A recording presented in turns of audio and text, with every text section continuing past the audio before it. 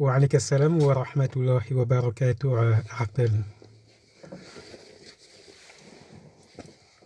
Bon, on va dire le temps que la personne qui avait des questions à me poser hier revient, bah, ça me permet de continuer le sujet que j'avais commencé hier et de faire un petit récapitulatif.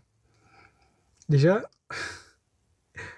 le sujet de hier, il était porté sur le fait de maîtriser les sujets avant de s'avancer à parler dessus. Parce que parmi les choses, parmi les causes qui ont le plus détruit la communauté musulmane, c'est le fait de... ce sont les gens qui parlent sur des sujets alors qu'ils n'ont pas de maîtrise sur ce sujet. Et ce sont des gens qui se lancent pour donner des avis dans des sujets dans lesquels ils n'ont pas de maîtrise et qui donnent soit des avis fatalistes, soit des avis laxistes. Et il y a le verset du Coran dans lequel Allah dit, en parlant aux gens du livre, « Ya ahlal kitabi la tarlu fi dinikum » genre aux gens du livre, ce qui veut dire aux gens du livre, n'exagérez pas dans votre religion. Ici, Allah a dit aux gens du livre, à savoir les juifs et les chrétiens, de ne pas exagérer dans leur religion, que ce soit en fatalisme ou que ce soit en laxisme. Cela vaut aussi pour les musulmans. C'est-à-dire que quand Allah dit aux gens du livre, aux juifs et chrétiens de ne pas faire quelque chose, les musulmans aussi ne doivent pas faire. Et Arpel, n'hésite pas à poser ta question. Pendant que je parle, je lis les questions en même temps et je réponds. Et, et Arpel, tu demandes qu'est-ce qui est meilleur entre les aliments tayyib et halal. On va dire tout ce qui est tayyib et halal. Tu vois la différence? Tout ce qui est tayyib, quand on dit que quelque chose... quand on dit que quelque chose est tayyib, ça veut dire que cette chose est halal à l'alimentation. Par exemple, je vais te donner un exemple tout simple. Les fruits, c'est tayyib. Par conséquent, les fruits, c'est halal. Et je te donne encore un autre exemple. L'eau douce, l'eau de source, elle est tayyib. Et par conséquent, l'eau de source, elle est halal. Quand on dit que quelque chose est tayyib, bah, automatiquement, ça veut dire que la chose est halal.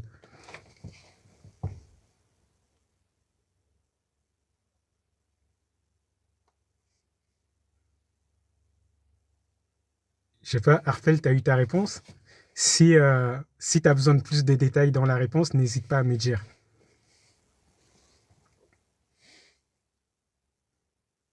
Wafik barakallah.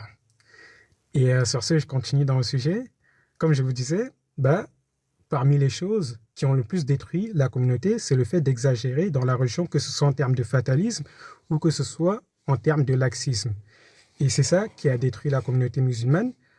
Et Allah avait dit aux gens du livre de ne pas exagérer dans leur religion. Et comme je vous le disais, quand Allah dit aux gens du livre de ne pas faire quelque chose, les musulmans ne doivent pas faire cette chose. La raison pour laquelle Allah l'a dit aux gens du livre, s'est adressé aux gens du livre dans ce verset, c'est parce qu'à ce moment-là, les musulmans, ils avaient encore le prophète parmi eux. Donc, comme ils avaient le prophète parmi eux, ils étaient sur le droit chemin, et lorsqu'il y avait quelque chose qui allait de travers, le prophète corrigeait les musulmans. Alors que les gens du livre, eux, ils n'avaient pas de prophète à ce moment-là, et ils étaient sous l'autorité des savants, que ce soit des rabbins, des prêtres, ou bien du Sanhédrin, en ce qui concerne les Juifs, ainsi de suite. Et donc, Allah s'est adressé à ces gens du livre qui étaient sous la carence des rabbins, des prêtres et du Sanhédrin et de la papauté qui étaient sujets à l'erreur. Allah leur a dit de ne pas exagérer parce qu'ils n'avaient pas de prophète parmi eux pour trancher et pour donner la parole tranchante sur laquelle personne n'allait diverger. Et c'est pour cela que Allah a donné cet ordre aux chrétiens, mais cela ne veut pas dire que ça ne vaut pas pour les musulmans. Mais bien au contraire, cela vaut aussi pour les musulmans. Et Djilika, wa alayki salam wa rahmatullahi wa barakatuh. Et je continue. C'est la raison pour laquelle tous les mots qui sont rentrés dans la religion musulmane sont rentrés dans la religion musulmane. Et c'est la raison pour laquelle tous les mots qui sont rentrés dans la religion monothéiste, que ce soit la religion juive, la religion chrétienne ou la religion musulmane. C'est la raison pour laquelle tous ces mots sont rentrés dans ces religions. C'est parce qu'il y en a qui ont exagéré en termes de fatalisme et il y en a d'autres qui ont exagéré en termes de laxisme. Et je vais vous donner 3 exemples, comme ça vous allez comprendre. Par exemple, les Juifs, à l'époque de Jésus et à l'époque du prophète Yahya, alayhi salam, ça fait plaisir aussi de te voir là, Djilika. Et je continue. À l'époque d'Isa et de Yahya, alayhi salam, les Juifs, comme ils étaient sous la tutelle du Sanhédrin, le Sanhédrin, ils exagéraient dans leur jugement au point où ils disaient que c'était interdit à un Juif de se soigner le jour de Sabbat. Ça veut dire que si le jour de Sabbat, tu avais une maladie mortelle et que tu risquais de mourir, ils disaient qu'il ne fallait pas soigner. Et par exemple, quand Jésus, il soignait les gens le jour de Sabbat, eux, ils disaient à Jésus qu'il faisait un péché. Vous voyez un peu comment ils fonctionnaient? Ils étaient devenus fatalistes dans leur façon de juger dans la religion. Et wa alayka salam, Muhammad. Et pareil, les chrétiens, après que Jésus soit décédé, ressuscité et élevé au ciel, comme Allah nous le dit dans le Coran, lorsqu'il dit wa idh kunna ya Isa inni mutawaffika wa rafi'uka ilayhi. Comme Allah nous le dit dans le Coran, il dit que quand Jésus il était sur terre, il lui a dit ô Jésus, je vais te faire mourir, puis je vais t'élever vers moi. Et on sait que Jésus, il est mort, comme Allah nous l'a dit, puis il a été ressuscité, puis il a été élevé au ciel. Et après qu'il soit élevé au ciel, et après que les apôtres aient prêché l'évangile, et après que les apôtres soient tous décédés, les chrétiens, ils ont créé le système de papauté. Et le système de papauté, ils faisaient des réunions lors des conciles pour discuter sur des points religieux. Et ils ont commencé à discuter sur le fait, ils ont commencé à débattre sur l'essence de Jésus, à savoir si Jésus avait l'essence divine ou si c'était un être humain comme tout le monde. Et ils se sont divisés par là. Et à l'église de Rome, ils ont dit que Jésus a l'essence divine et qu'il est une partie de Dieu. Et il y a l'église arianiste de l'Orient, ils ont dit que Jésus est un être humain. Et vous voyez comment l'église de Rome, par exemple, ils ont exagéré en termes de laxisme dans le monothéisme, en donnant un associé à Dieu et en rendant un prophète et un messie en faisant de lui une divinité. Ça, c'est une exagération dans le laxisme. Et de la même manière que, après que le prophète Mohammed soit décédé, et après que les compagnons soient décédés, et après que les premières générations musulmanes soient décédées, wa alayka salam Ahmed Gouti, les musulmans, ils ont été sous la tutelle des imams qui étaient sujets à l'erreur. Et il y a beaucoup de ces imams, jusqu'à notre époque ici, qui ont donné des fatawas qui étaient complètement erronés. Ils ont donné des fatawas sur des sujets sur lesquels ils n'avaient pas de science et qui étaient complètement erronés. Et je vous donne quoi comme exemple? Le fait que les savants de l'Ifta, de la communauté de l'Ifta en Arabie Saoudite, ils ont fait un décret pour dire que celui qui croit que la Terre tourne autour du Soleil est mécréant. Ils ont fait un décret pour dire ça et ils ont dit que les thèses des astronomes, les études des astronomes qui prouvent que la Terre tourne autour du Soleil et ces études de ces astronomes, de ces physiciens, ils ont dit que c'était faux et que le Coran dit que la Terre est fixe et immobile et que c'est le Soleil qui tourne autour de la Terre. Et ils ont pris des versets du Coran et ils les ont sortis de leur contexte d'interprétation et ils en ont fait des preuves. Et ils sont allés dire que celui qui croit que la Terre tourne autour du Soleil et que celui qui croit aux vérités astronomiques qui démontrent avec véracité que la Terre tourne autour du Soleil, ils ont dit que celui qui croit cela est mécréant. Et vous voyez, encore une fois de plus, comment ils ont exagéré dans leur jugement en donnant des jugements sur des sujets sur lesquels ils n'avaient aucune maîtrise, dans lesquels ils n'avaient pas étudié. Ils ont donné un jugement et ce jugement-là a égaré la communauté musulmane et ce jugement-là a permis aux adversaires des musulmans de prendre un contrôle, on va dire de prendre le dessus et de l'avance dans le domaine technologique et militaire sur les musulmans, au point où actuellement les musulmans sont tellement en retard qu'ils ne peuvent même pas se défendre si les non-musulmans les attaquent. Et wa alayka salam, salut, et wa alayka salam aussi, Wissam. Et assalamu alaikum, le salamande.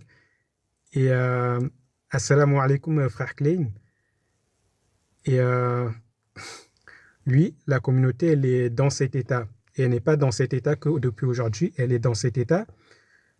On va dire ça a commencé à s'aggraver depuis une cinquantaine, une soixantaine d'années. On va dire après la mort de l'imam Sa'di, c'est après sa mort que les choses ont commencé à vraiment dériver.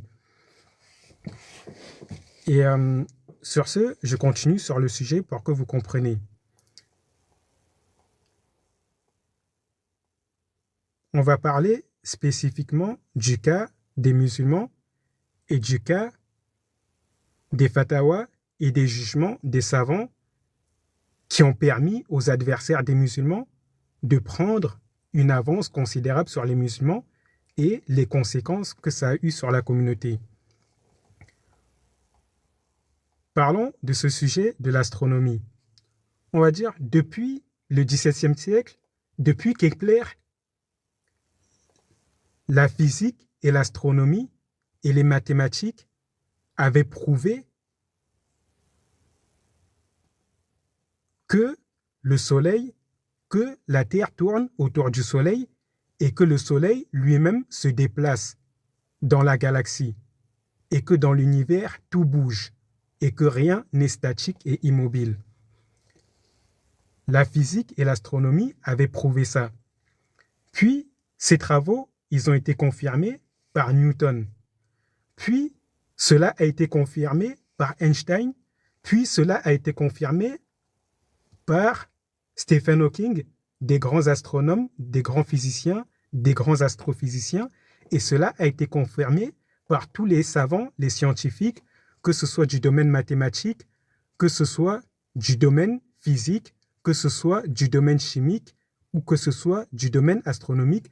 Tous les savants de ces domaines-là, ils ont prouvé cela et il y a unanimité chez les savants des mathématiques, des mathématiques, de la physique, de la chimie ou de l'astronomie. Il y a unanimité chez ces savants-là sur ça.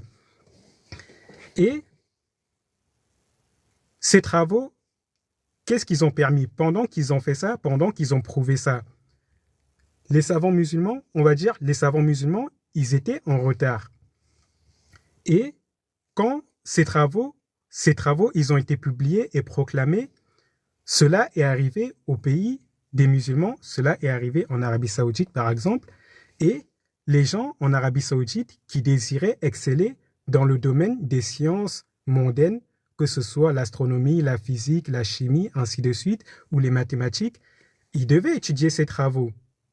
Et il y a des savants qui ont dit que ces travaux sont faux. C'est des savants, je précise, qui n'ont jamais étudié l'astronomie, qui n'ont jamais étudié la physique, qui n'ont jamais étudié les mathématiques et qui n'ont aucune maîtrise dans les sciences mondaines. Certes, ils avaient de la maîtrise dans la science religieuse, mais ils n'avaient pas de maîtrise dans la science mondaine. Ils sont venus s'asseoir et dire que ces travaux sont faux.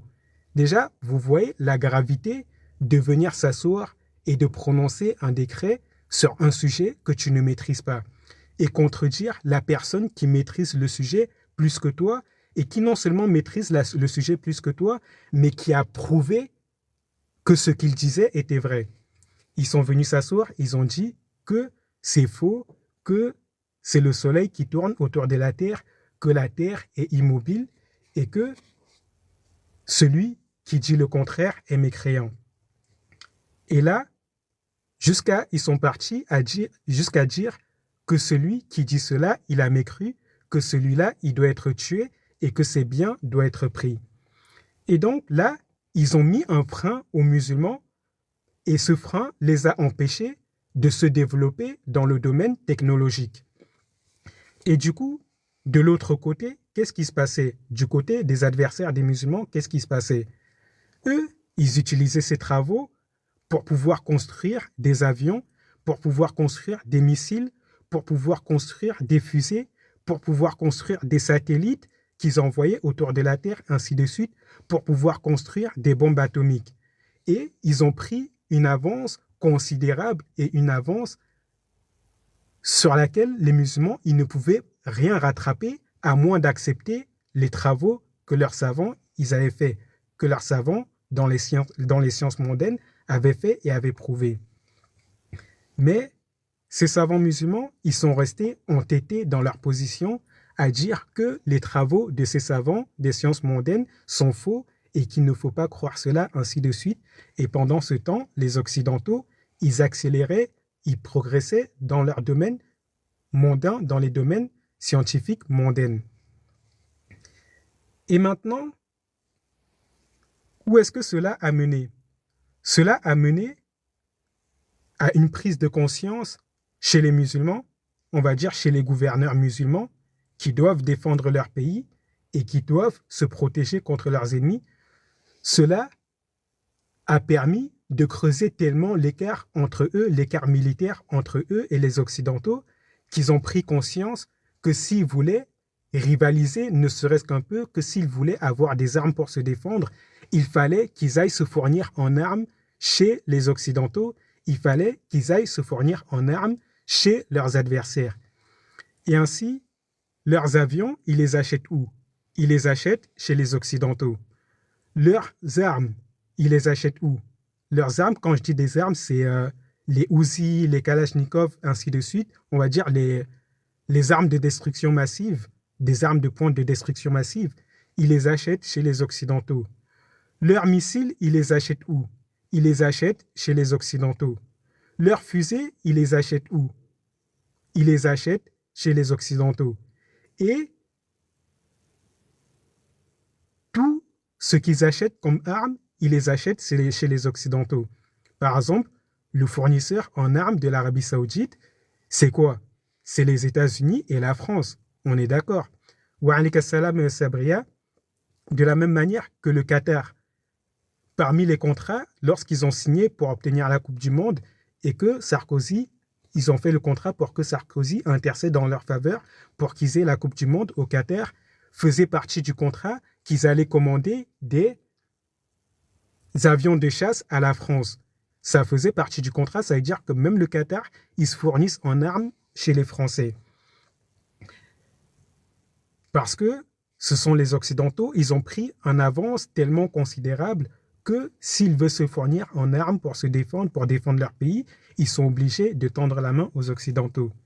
Donc déjà, wa alayka salam Jad. Donc déjà, vous voyez que les fatawas de ces savants-là, sur ces sujets mathématiques, astronomiques et physiques, ça a permis de créer un écart tellement quelconque que les musulmans sont devenus, la communauté musulmane est devenue dépendante militairement des Occidentaux.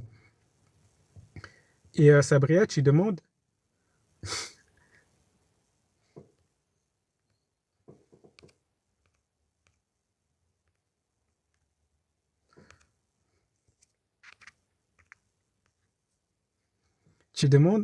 Allah m'a permis de savoir dans l'erreur qu'il ne faut pas suivre les hadiths. Et tu demandes, c'est de l'association. En fait, si tu dis qu'il ne faut pas suivre les hadiths, c'est que déjà tu es dans l'erreur. Sabria, si tu dis qu'il ne faut pas suivre les hadiths, c'est que tu es déjà dans l'erreur. C'est comme si tu disais qu'Allah t'a permis de savoir qu'il ne faut pas suivre les conseils du prophète. Tu vois, déjà, ça, c'est la première chose. Quelqu'un qui refuse les hadiths, c'est quelqu'un qui refuse les ordres du prophète, qui refuse les conseils du prophète et qui refuse de suivre l'exemple du prophète. Et maintenant, il faut savoir une chose, c'est qu'il y a des hadiths qui sont explicites que tu peux comprendre et il y a d'autres hadiths qui ne sont pas explicites que tu ne peux pas comprendre. Que pour comprendre, il faut interpréter. Ça, c'est un peu comme le Coran. Dans le Coran, il y a des versets explicites que tu comprends. Il y a des versets, si il n'y a pas quelqu'un qui te les interprète, quelqu'un qui les connaît bien et qui les interprète bien, ben en fait, tu ne vas jamais comprendre ces versets. Ça, c'est la deuxième chose. Et c'est la même chose pour les hadiths. Il y a des hadiths où le prophète, par exemple, il dit de manger de la main droite. Ça veut dire que déjà, si le prophète dit de manger de la main droite, comment dire, tu comprends ça et tu sais qu'il faut faire ça. Quand le prophète dit que lorsqu'on prie, on lève les mains, on dit Allahu Akbar lors du hadith de celui qui ne savait pas prier, ainsi de suite, lui enseigne comment il faut prier, ainsi de suite, et tous les gestes qu'il y a dans la prière. Et par exemple, quand il enseigne ce qu'il faut dire dans le tashahhud, ce qu'il faut dire après le tashahhud, ainsi de suite, et les invocations pour se préserver de l'enfer de la tombe après la prière de bénédiction sur le prophète. Une fois, le prophète, il enseigne tout ça. Ce sont des choses explicites que tu n'as même pas besoin d'avoir beaucoup de connaissances, tu as juste besoin d'écouter et de mettre en pratique. Et il y a des hadiths, par exemple, qu'il faut interpréter. Par exemple, le hadith dans lequel le prophète dit que le soleil, il va se coucher sous le trône d'Allah. Ça, c'est quelque chose qu'il faut interpréter. Parce que déjà, première chose, Allah nous dit quoi dans le Coran? Allah nous dit « Wasi'a kursiyyuhu samawati wal ard ». C'est-à-dire son trône, il cerne les cieux et la terre.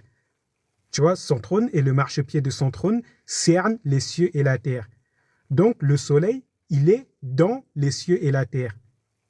On va dire le soleil, il est à l'intérieur. Donc, le trône d'Allah et le marchepied du trône d'Allah cernent le soleil de toutes parts et cernent notre monde de toutes parts. Donc, déjà, à partir de là, tu comprends que ce hadith, c'est quelque chose, c'est une métaphore qu'il faut interpréter et ce n'est pas quelque chose à prendre à la lettre. Et du coup, ça, tu ne vas pas le comprendre. Si tu ne le comprends pas, il ne faut pas le rejeter. Il faut juste dire Allahu A'lam. Il faut juste dire Allah il sait, moi je ne sais pas.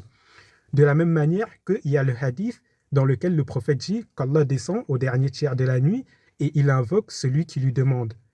Ça, on va dire, au jour d'aujourd'hui, on sait que pendant qu'il fait jour, par exemple, en Asie, il fait nuit aux États-Unis. Pendant qu'il fait jour en France, il fait nuit en Asie, ainsi de suite. On sait toutes ces choses-là. Et à partir de là, tu comprends que ce hadith, il faut l'interpréter et il ne faut pas le prendre à la lettre. Et c'est ça, en fait, dans les hadiths, il y a des choses que tu vas comprendre facilement. Ce que tu comprends, tu le mets en pratique. Et ce que tu n'arrives pas à comprendre, tu laisses ça de côté. Et si un jour tu trouves quelqu'un qui peut te les expliquer, tu écoutes son explication et tu prends ce qu'il a à te transmettre comme science, mais concentre-toi sur ce que tu dois mettre en pratique, sur ce qui va te faire entrer au paradis.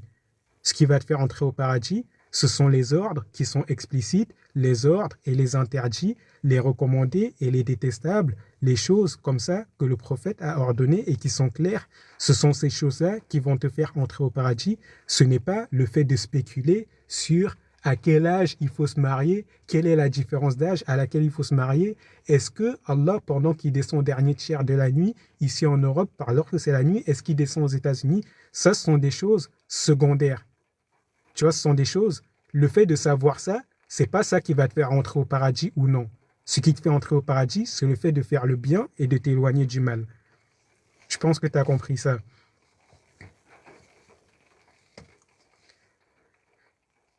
Et wa alayka salam, Ji.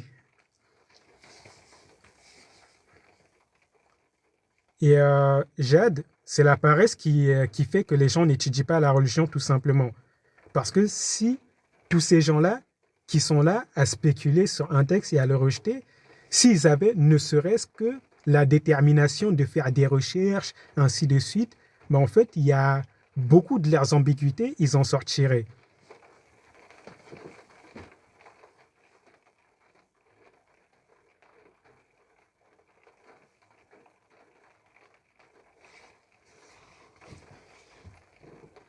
Et névrose, on va dire, il ne faut jamais dire une mauvaise parole, même à quelqu'un qui te contredit. Comme le prophète l'a dit, Man kana yu'minu billahi wal yawmil akhir falyakul khayran aw liyasmut. C'est-à-dire, celui qui croit en Allah et au jour dernier, qu'il dise du bien et qu'il se taise.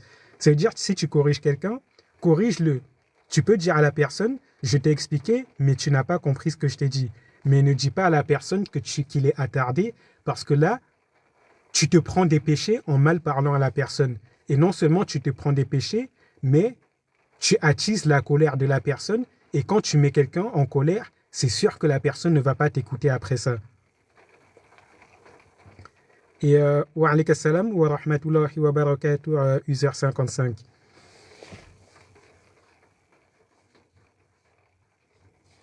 Bref, sur ce, je continue sur le sujet principal qui est que, à cause des décrets de ces savants-là, dans le domaine astronomique et dans le domaine des sciences, et le fait qu'ils sont venus contredire des scientifiques, des mathématiques, de la physique, de la chimie, de l'astronomie, sur des choses qu'ils avaient prouvées, alors que ces savants-là, ces savants musulmans, n'étaient pas spécialisés dans ce domaine. Le fait qu'ils les aient contredits, le fait qu'ils les aient dit que celui qui a accepté leurs travaux est un mécréant et que celui-là, il faut le tuer, il faut prendre ses biens, bah, ça a dissuadé les musulmans d'aller étudier ces choses, ces sujets, et ça a mis un frein aux musulmans.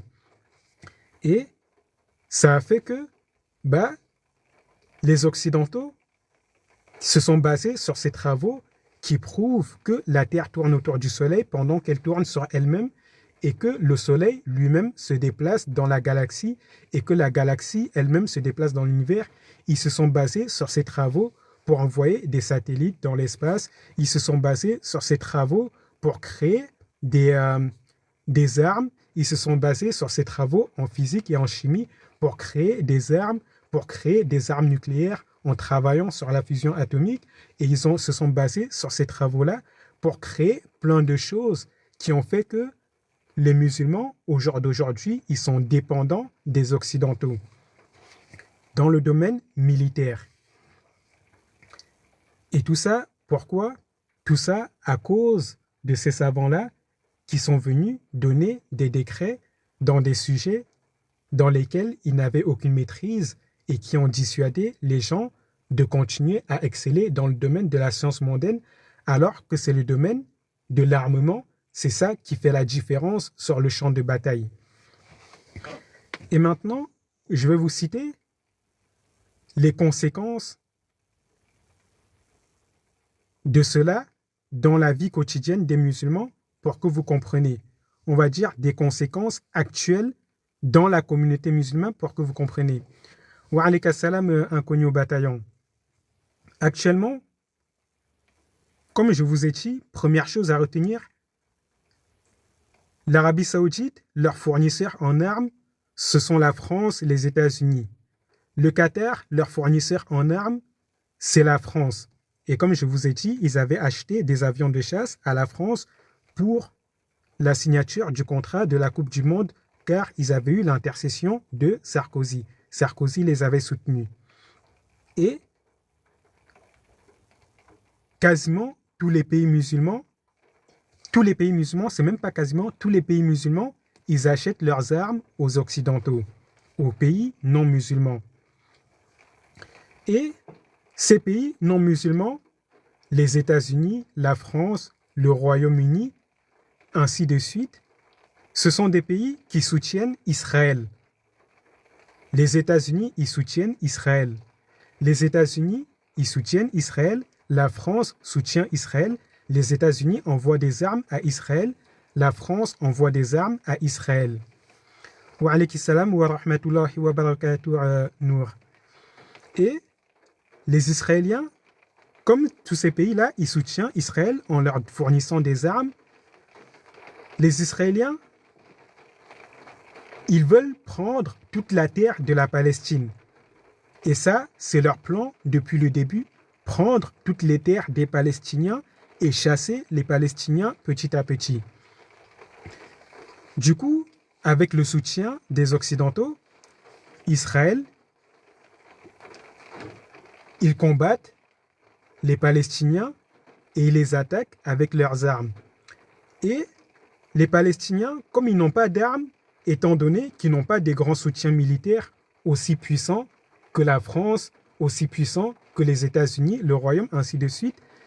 Les Palestiniens, ils vont lancer une pierre sur les Israéliens. Les Israéliens, ils vont répondre en les mitraillant avec un Uzi. Wa alaykum salam wa rahmatullahi wa barakatuh, Tigresse. Donc, je continue. Les Palestiniens, ils vont lancer une pierre sur un soldat israélien pour attaquer. Le soldat israélien, il va répondre en le mitraillant avec un Uzi. Les Palestiniens, ils vont lancer un drone, ou bien, on va dire, ils vont tirer à la Kalachnikov sur les Israéliens. Les Israéliens, ils vont répondre avec des missiles. Ils vont bombarder plein de quartiers avec des missiles. Et vous voyez que le rapport de force n'est pas pareil. Tout en sachant qu'Israël, ils ont la bombe atomique et ils n'ont pas signé le traité qui permet d'avoir la bombe atomique. Le traité, on va dire, qui dit de ne pas utiliser la bombe atomique, sauf en cas de dernier recours. Ils n'ont pas signé ce traité. Ça veut dire qu'actuellement, Israël, ils ont la bombe atomique et comme ils n'ont pas signé ce traité, ils peuvent balancer cette bombe atomique, que ce soit sur la Palestine. Sur la Palestine, ils n'ont pas besoin. Mais par exemple, ils peuvent balancer une bombe atomique sur le Liban, ils peuvent balancer une bombe atomique sur la Syrie, ils peuvent balancer une bombe atomique sur tous les pays qui sont aux alentours. Donc, vous comprenez déjà que le rapport de force, il est très, comment dire,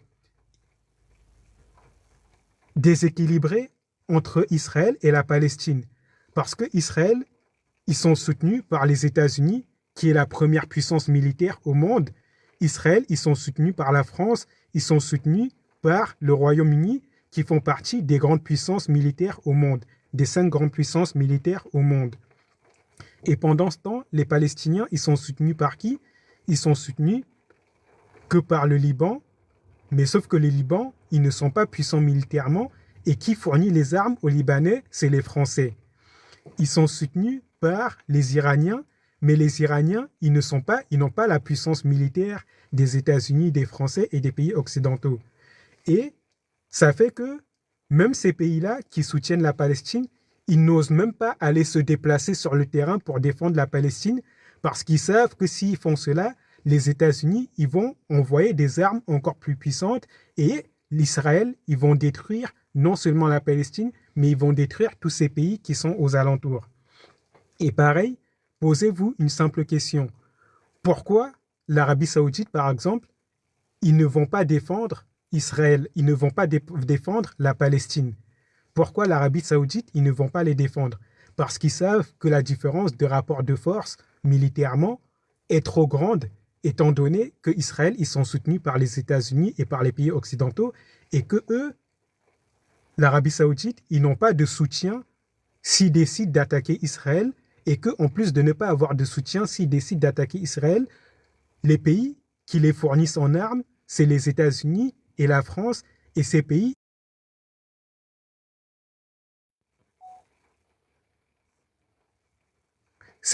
ils vont arrêter de les fournir en armes et ils vont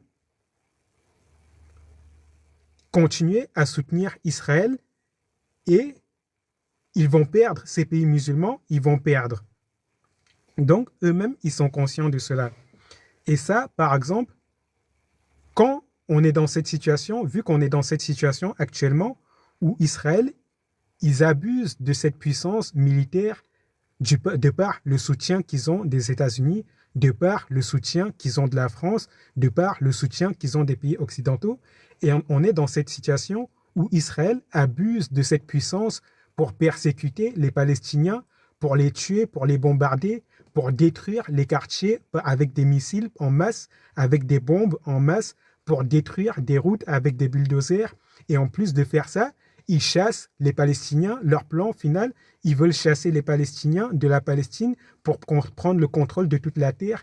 Et Netanyahou, qui est le général de l'armée des Israéliens, il a même fait le rendez-vous avec Donald Trump, le président des États-Unis, et ils ont dit clairement que le projet, c'est de chasser les derniers Palestiniens de la Palestine. Ils l'ont dit ouvertement devant les caméras, devant tout le monde. Et les pays musulmans, ils ne peuvent rien faire. Pourquoi?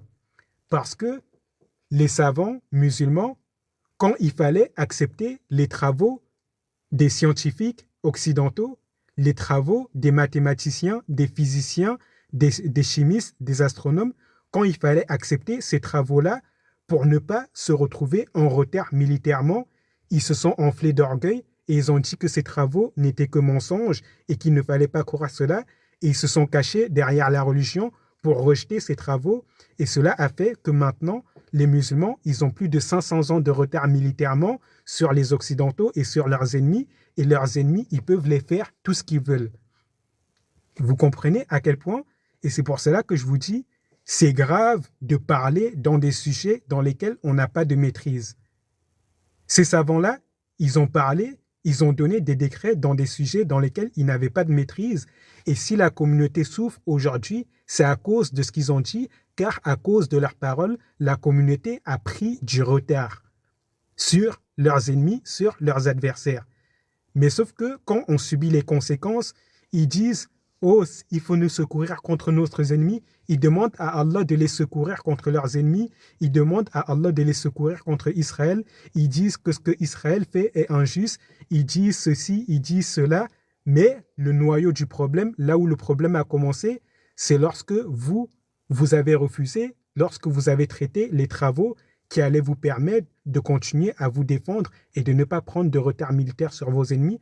Quand il fallait accepter ces travaux, vous vous êtes enflé d'orgueil et maintenant que vous subissez les conséquences, vous mettez la faute sur votre ennemi et vous oubliez l'origine du problème. Et bref, ça, c'est seulement un petit exemple pour vous faire comprendre à quel point c'est important de se taire dans des sujets dans lesquels on n'a pas de maîtrise. À quel point c'est important de ne pas donner des fatawas dans des sujets que on n'a pas étudiés. Ces savants-là, quand ils n'ont pas étudié un sujet, ils doivent se taire quand on parle de ce sujet. Quand on leur questionne sur ce sujet, ils doivent dire « Allahu a'lam ». Tout simplement. Et si les savants non musulmans, ils ont de la maîtrise sur un sujet mathématique, astronomique, physique, chimique, que les musulmans n'ont pas, ils ne doivent pas empêcher les musulmans d'étudier ces études. Parce que si les musulmans n'étudient pas ces études, qu'est-ce qui va se retrouver? Ce sera quoi les conséquences? C'est que les gens, la communauté musulmane, ils vont se retrouver dépendants des pays non musulmans. Et ça, c'était seulement un exemple. Et je vous donne encore un autre exemple de ce qu'ils ont dit. Parmi les moyens d'éduquer les enfants et parmi les moyens d'éduquer la réflexion des enfants, il y a les jeux de stratégie, les jeux de société, que ce soit les échecs, que ce soit le baccalauréat, que ce soit même les cartes, ainsi de suite. Tous ces jeux que vous jouez en famille. Ces jeux, quand vous êtes enfant et que vous jouez à ces jeux permettent de développer votre réflexion. Et, bien sûr, tous ces jeux de réflexion, ces jeux de stratégie et de réflexion, qui ne sont pas des jeux de hasard, quand les enfants y jouent à ces jeux, cela développe leur réflexion, cela les rend plus intelligents. Et il y a des savants musulmans, on va dire les premiers savants musulmans, ils ont été questionnés par exemple sur les échecs. À l'exemple d'Islam Ibn Taymiyyah, il a donné une réponse juste, il a dit « Il n'est pas interdit de jouer à ces jeux, il est permis d'y jouer, mais si cela détourne la personne qui y joue de la religion, la personne ne doit pas y jouer. » Et c'est un peu comme tout dans la vie, n'importe quel jeu dans la vie, si, wa alayki salam Samiou, si le fait de jouer aux échecs, par exemple, ça vous détourne de la prière, vous laissez les échecs de côté et vous vous concentrez sur votre religion, mais cela ne rend pas les échecs interdits, c'est vous qui devez vous contrôler. De la même manière que si le fait de jouer au foot, cela vous détourne de la religion, le fait de jouer au foot, vous devez arrêter de jouer au foot pendant un moment pour apprendre à vous contrôler et apprendre à vous concentrer sur votre religion. Et de la même manière que même votre téléphone que vous avez dans les mains, si votre téléphone que vous avez dans les mains, si vous passez trop de temps à scroller sur les réseaux sociaux et que cela vous détourne de la prière et de l'adoration, vous devez mettre votre téléphone de côté, vous devez vous déconnecter des réseaux et vous concentrer sur l'adoration et sur la religion. sur la prière, ainsi de suite. Et vous voyez que ce n'est pas que pour les jeux, c'est pour toute chose dans la vie. Quand une chose vous détourne de la religion, vous mettez cette chose de côté pour vous concentrer sur la religion, mais cela ne rend pas cette chose mauvaise. Car si on dit que il ne faut pas jouer aux jeux de société parce que ça détourne de la religion, bah dans ce cas, il ne faut pas utiliser de téléphone parce que ça détourne de la religion. Il ne faut pas aller sur les réseaux sociaux parce que ça détourne de la religion. Et si vous me dites que vous pouvez vous contrôler sur les réseaux, que quand c'est l'heure de la prière, vous mettez le téléphone de côté et que vous allez prier, bah c'est pareil pour les jeux de société. Quand vous jouez aux jeux de société, on va dire les jeux de société, les jeux de stratégie, vous les jouez que ce soit tout seul ou en famille. Lorsque c'est le moment de prier, bah vous mettez ça de côté et vous allez faire votre prière. Et bonjour Tchadora. Et j'espère que tu vas bien. J'espère que tu vas bien, Tchadora. Et donc, vous voyez que c'est comme ça pour toute chose. Mais sauf qu'il y a des savants musulmans contemporains de l'Arabie Saoudite qui sont considérés comme les plus grands savants de la communauté. Ils ont été questionnés pour savoir si le fait de jouer aux échecs ou bien aux cartes, c'est interdit en sachant que cela ne détourne pas de la religion. C'est la question qui leur a été posée explicitement. Est-il permis de jouer aux échecs ou bien aux cartes en sachant que cela ne détourne pas de la religion? Ils ont dit cela est interdit parce que ça détourne de l'adoration et que cela est une perte de temps. Regardez la réponse qu'ils ont donnée et regardez cette réponse et je vais vous citer les conséquences que ces réponses ont sur la communauté musulmane. Déjà, rien que par leur réponse, vous voyez qu'ils n'ont pas beaucoup de maîtrise dans le sujet. Ils parlent aux gens, ils parlent à la communauté des musulmans comme si la communauté des musulmans, c'était des talibul ilm, comme si la communauté des musulmans, c'était des étudiants en sciences. Alors que non, par exemple, il y a une mère avec ses enfants, une mère pour apprendre la réflexion à son enfant, elle peut jouer aux échecs avec son enfant. Une mère pour s'amuser avec son enfant, elle peut jouer aux cartes avec ses enfants. Et bien sûr, les jeux de hasard complètement hasardeux, comme le death row, ça, c'est interdit. Le death row, c'est par exemple... vous voyez le jeu de dés où deux personnes, ils ont un dé, ils lancent le dé et celui qui fait le plus grand nombre, il a gagné. Tu vois, ça, ces jeux-là, disons que si vous pariez sur ces jeux-là, généralement, ceux qui jouent à ça, c'est ceux qui font des paris. C'est complètement interdit de parier déjà. Faire des paris, c'est complètement interdit. Et faire des réunions, par exemple, comme par exemple les garçons, ils se réunissent le soir et ils font que jouer au death row jusqu'au bout de la nuit, ça c'est interdit. Parce que ça, c'est vraiment une perte de temps interdite. Mais si par exemple, tu as le jeu sur ton téléphone, tu as le jeu de death row sur ton téléphone, un peu comme les premiers Samsung smartphones. Vous voyez celui qui avait l'écran coulissant, moitié tactile, moitié clavier. Vous voyez ce téléphone-là? Quand tu l'allumais, bah, il y avait le jeu de death row dessus. Et souvent, quand ton téléphone est chargé ou ainsi de suite, tu avais ton téléphone dans ta main, tu secouais et tu essayais d'avoir un 6, tu essayais d'avoir un double 6, ainsi de suite. Ça, ce n'est pas interdit. Parce que dans tous les cas, tu as ton téléphone dans ta main, tu as par exemple, tu es chez le médecin, tu dois patienter et que tu n'es pas dans un moment, tu n'as pas la tête à réfléchir ou tu n'as pas la tête à étudier. Tu veux juste te patienter, tu veux juste te reposer et reposer ton esprit, bah tu prends ton téléphone, ce téléphone-là, tu joues à ce jeu, il n'y a rien d'interdit dans cela. Mais le fait de parier dessus, c'est interdit. Et le fait de se réunir, par exemple, entre amis pour jouer à ça jusqu'au bout de la nuit, c'est interdit. Et vous voyez la nuance qu'il faut avoir. La nuance entre le jeu de hasard, comme le death row, et la nuance entre les jeux de stratégie, comme les échecs, et les jeux qui sont semi-stratégiques entre les deux, comme le Uno ou bien comme le 8 américain, la nuance entre ces jeux-là et le fait de parier, de faire ces jeux-là pour faire des paris, pour gagner de l'argent, ainsi de suite, et le fait de jouer à ça seulement pour développer sa réflexion, et le fait de jouer à ça par orgueil pour rivaliser les uns avec les autres, et le fait de jouer à ça juste pour se détendre quelques instants avant d'aller à vos activités. Vous voyez les nuances qu'il y a dans tout ça. Et ces savants-là, au lieu d'avoir ces nuances, ils ont répondu avec une réponse fataliste.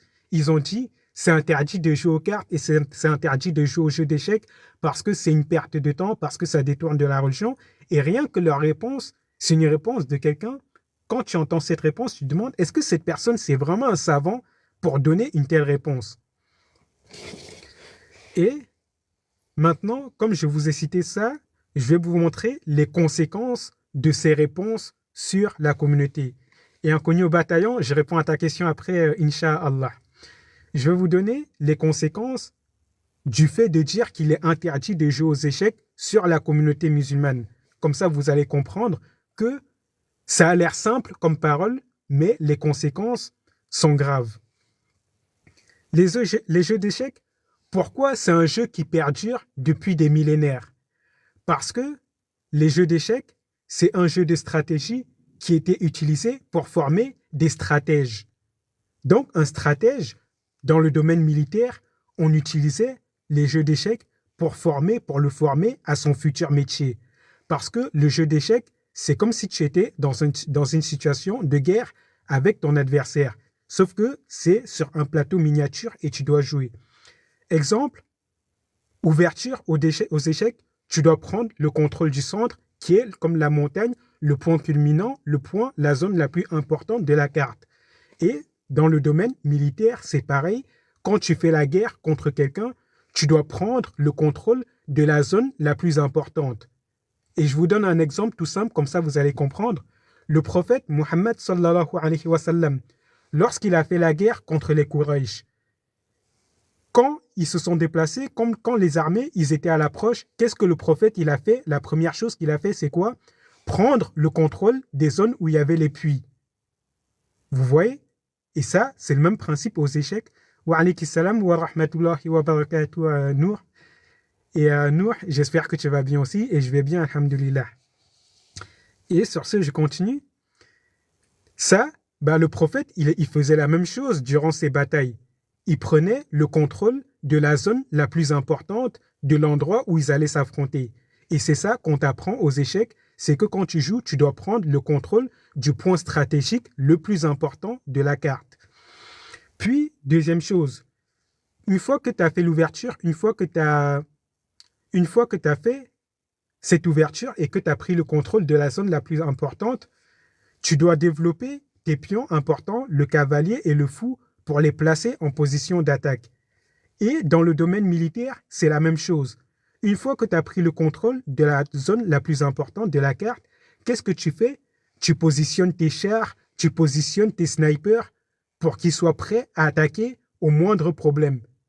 Vous voyez, à la moindre attaque de l'adversaire, il faut qu'il soit prêt à riposter. Et vous voyez que c'est le même principe. Les échecs, ils sont utilisés pour enseigner cela. Et je vous donne encore un autre exemple tout simple. Le prophète, lors de la bataille d'Uhud, il avait placé les archers sur la montagne et les archers, ils étaient prêts à attaquer. Vous voyez, c'est le même principe. Les archers, c'est un peu ici pareil comme le fou et le cavalier. Et pareil, une fois que tu as sorti ces pions-là et que tu les as placés en position d'attaque, prêts à riposter à une attaque adverse, là, tu fais le roc. Le roc, ça te permet de mettre ton roi à l'abri. Et le roi, c'est la pièce la plus importante sur la map. C'est comme si c'était le cerveau. Voilà. Le roi, c'est le cerveau. Donc, il faut mettre le cerveau à l'abri. Et pareil, dans le domaine militaire, quand on fait une bataille, on fait quoi? Le stratège, on le place, il crée son camp, on va dire, il crée sa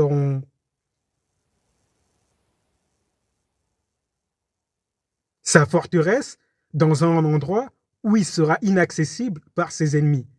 Et la forteresse du roi, le roc, aux échecs, ça permet de mettre le roi, qui est le cerveau, celui qui est le plus important, qui, s'il meurt, toute la bataille est perdue, tu le mets à l'abri dans sa forteresse. Et pareil, le prophète, quand il faisait ses batailles, il faisait quoi? Il n'allait pas sur le champ de bataille, il se mettait dans sa forteresse, dans sa zone stratégique, à partir de laquelle il allait donner les ordres aux soldats, où il allait donner les ordres aux généraux, où il allait donner des ordres aux archers, où il allait donner les ordres à tous ceux qui étaient sur le champ de bataille. il se mettait sur ce point stratégique. Et c'est la même chose qu'on t'apprend aux échecs. Et une fois que tu as fait ça, que tu as mis ton roi dans la forteresse, et je vais vous donner un exemple. Par exemple, quand le prophète il faisait ses batailles, qu'est-ce qui se passait? Les ennemis, ils cherchaient à tuer le prophète, ils cherchaient à trouver le moyen de tuer le prophète, parce qu'ils savaient que s'ils tuaient le prophète, ben en fait, la bataille, elle était finie, les musulmans, ils avaient perdu. Étant donné que c'était le prophète, le cerveau, c'était lui le stratège. Et c'est le même principe, le roi, c'est celui, si tu le tues, ben la bataille est finie.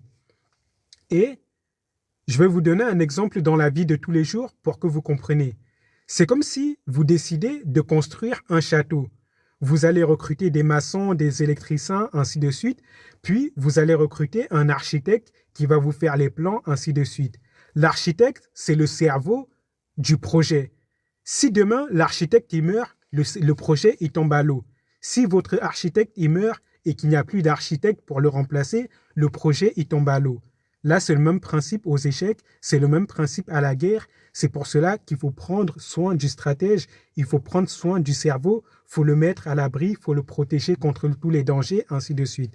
Et d'où le principe des forteresses, d'où le principe du roc aux échecs. Et pareil,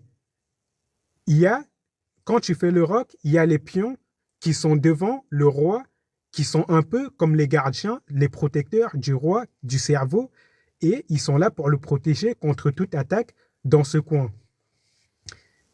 Et ça, un exemple dans la vie de tous les jours, par exemple, le roi Darius, il avait ses immortels. Le roi Darius Ier, roi de Mède et roi de Perse, celui qui a le deuxième plus grand empire le deuxième plus grand empire que le monde ait connu, c'est son empire, l'empire du roi Darius, qui allait de la Grèce jusqu'en Égypte et jusqu'en Asie. Il avait tout ça. Lui, il avait ses immortels qui étaient 10 000 soldats qui étaient chargés de sa garde personnelle, qui l'accompagnaient en tout temps et en tout lieu. Et du coup,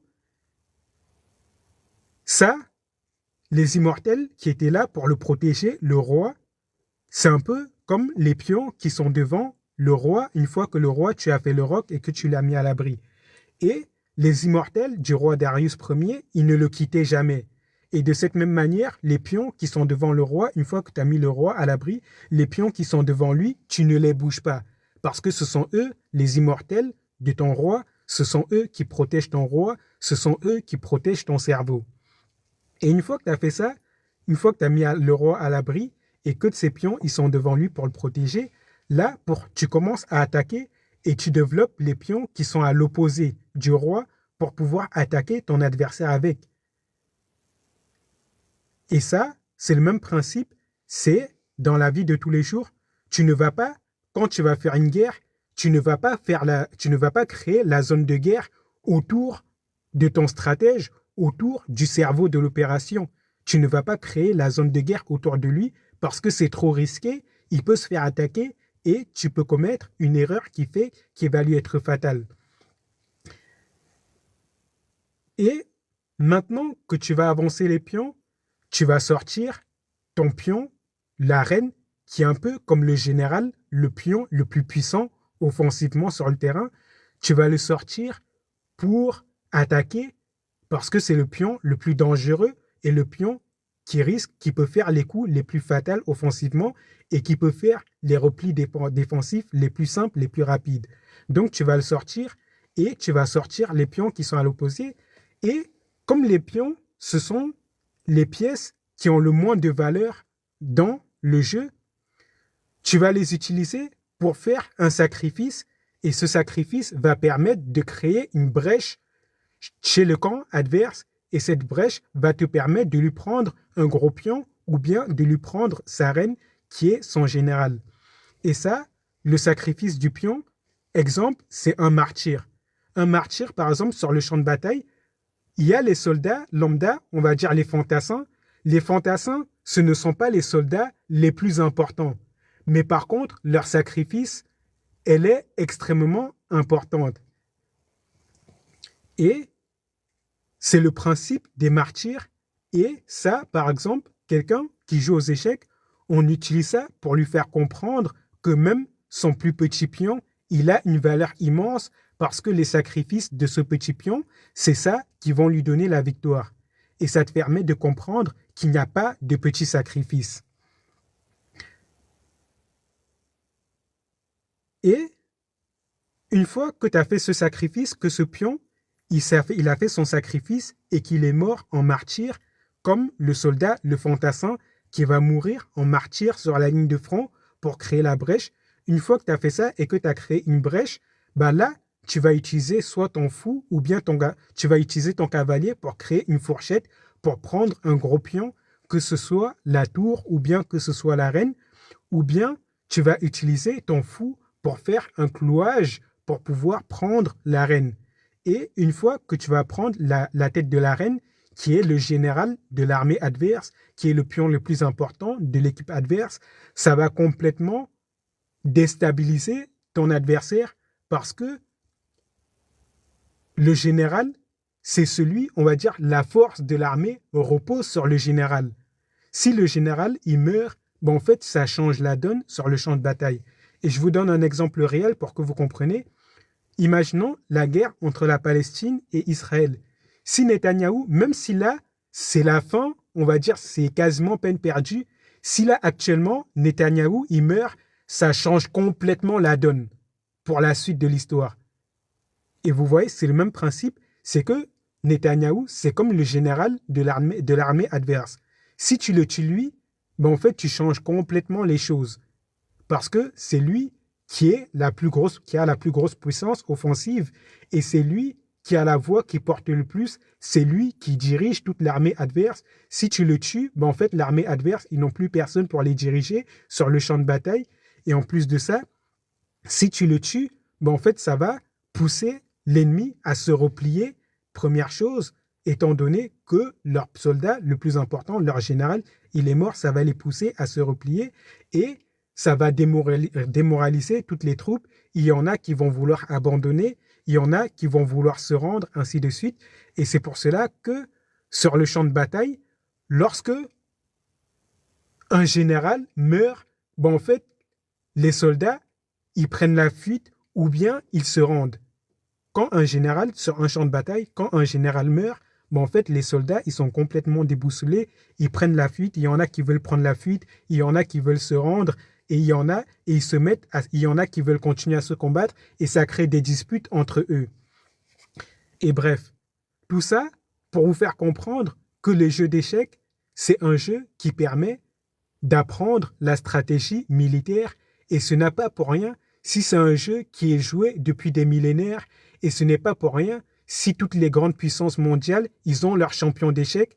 C'est pas pour rien si les États-Unis, ils ont leurs écoles d'échecs. C'est pas pour rien si la Russie, ils ont leurs écoles d'échecs. C'est pas pour rien si la France, la Chine, ainsi que les autres pays, la France, la Chine, ou bien les autres pays, le Royaume-Uni, c'est pas pour rien s'ils ont leurs champions d'échecs. C'est pas pour rien s'ils ont leurs écoles d'échecs.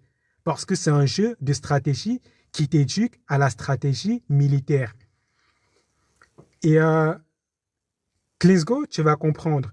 Et donc, ces savants-là, ils viennent, ils s'assoient, ils disent les échecs, c'est interdit. Et ils donnent comme argument, un argument qui ne tient sur rien du tout. Ils disent parce que ça détourne de l'adoration et parce que c'est une perte de temps. Un téléphone peut te détourner de l'adoration et pourtant ton téléphone n'est pas interdit. Un téléphone, quand tu scrolles sur les réseaux, c'est une perte de temps et pourtant, Internet et ton téléphone, tu ne vas pas rendre cela interdit. Et maintenant, pendant ce temps, pendant qu'ils interdisent aux musulmans de jouer à ce jeu, en fait, leurs ennemis, leurs adversaires, ils utilisent ces jeux pour éduquer leurs enfants et pour les former à la stratégie. Et ça fait que maintenant que les Occidentaux, ils deviennent plus forts en stratégie militaire et maintenant que les adversaires des musulmans deviennent plus forts en stratégie militaire que les musulmans, qu'est-ce que les gouverneurs musulmans ils font? Ils vont prendre ces stratèges dans les pays non musulmans, ces stratèges qui sont formés aux États-Unis, ces stratèges qui sont formés en France, au Royaume-Uni, ainsi de suite, ils vont les prendre pour venir former leurs soldats. Vous voyez à quel point c'est absurde. On t'interdit de jouer à un jeu qui va te permettre de te former à la stratégie. Et ton ennemi, lui, il joue à ce jeu pour former ses soldats à la stratégie. Et à la fin, toi, tu te retrouves tellement à la ramasse que tu es obligé d'aller prendre ces gens qui ont joué au jeu que tu as interdit aux musulmans de jouer pour se former à la stratégie. Tu vas les prendre pour venir former des musulmans. Regardez à quel point c'est absurde. Et c'est pour cela que, au jour d'aujourd'hui, par exemple, quand les musulmans ils font des guerres, ils prennent des décisions complètement stupides que s'ils savaient ne serait-ce que jouer aux échecs, s'ils avaient des échecs dans leur pays et que s'ils avaient des écoles d'échecs pour éduquer leurs stratèges, ils ne seraient pas tombés dans ces erreurs. Et je vais vous donner un exemple tout simple, comme ça vous allez comprendre. L'attaque du 7 octobre qui a été faite par le Hamas. Cette attaque, on va parler de cette attaque, comme ça vous allez comprendre l'exemple que je vous donne, vous allez comprendre l'erreur stupide que les musulmans ils ont fait et le piège dans lequel ils sont tombés, que s'ils avaient étudié l'école de stratégie, ils ne seraient pas tombés dans ce piège. Je vais vous donner l'exemple tout simple. L'attaque du 7 octobre. Première chose à savoir, Israël, ils ont un service d'espionnage qui fait partie de l'un des meilleurs au monde. Donc, ils savaient ce que le Hamas préparait, ils savent ce que le Hamas prépare, ils savent les positions de tous les soldats du Hamas et de tous leurs stratèges, ils savent ce qu'ils préparent. Donc, ils savaient qu'ils allaient perpétrer, qu'ils allaient faire l'attaque du 7 octobre. Et il y a des documents qui sont sortis et il y a des dossiers qui sont sortis qui prouvent que les Israéliens, le service secret israélien, ils étaient au courant que le Hamas préparait cette attaque. Donc, les Israéliens, ils savaient que le Hamas allait préparer cette attaque. Et maintenant, ça, c'est la première chose. Et deuxième chose, les États-Unis, ils les fournissent, ils ont leurs satellites et ils soutiennent Israël avec leurs satellites. Donc, ils ont encore plus les informations et il n'y a pas d'informations qui les échappent. Et posez-vous, dites-vous une chose extrêmement simple. S'ils ont des dômes de fer, s'ils sont capables de prévoir ce que les Iraniens, qui sont beaucoup plus loin que les Palestiniens, sont en train de préparer contre eux, vous pensez qu'ils ne vont pas être capables, ils ne vont pas être au courant de ce que le Hamas prépare contre eux?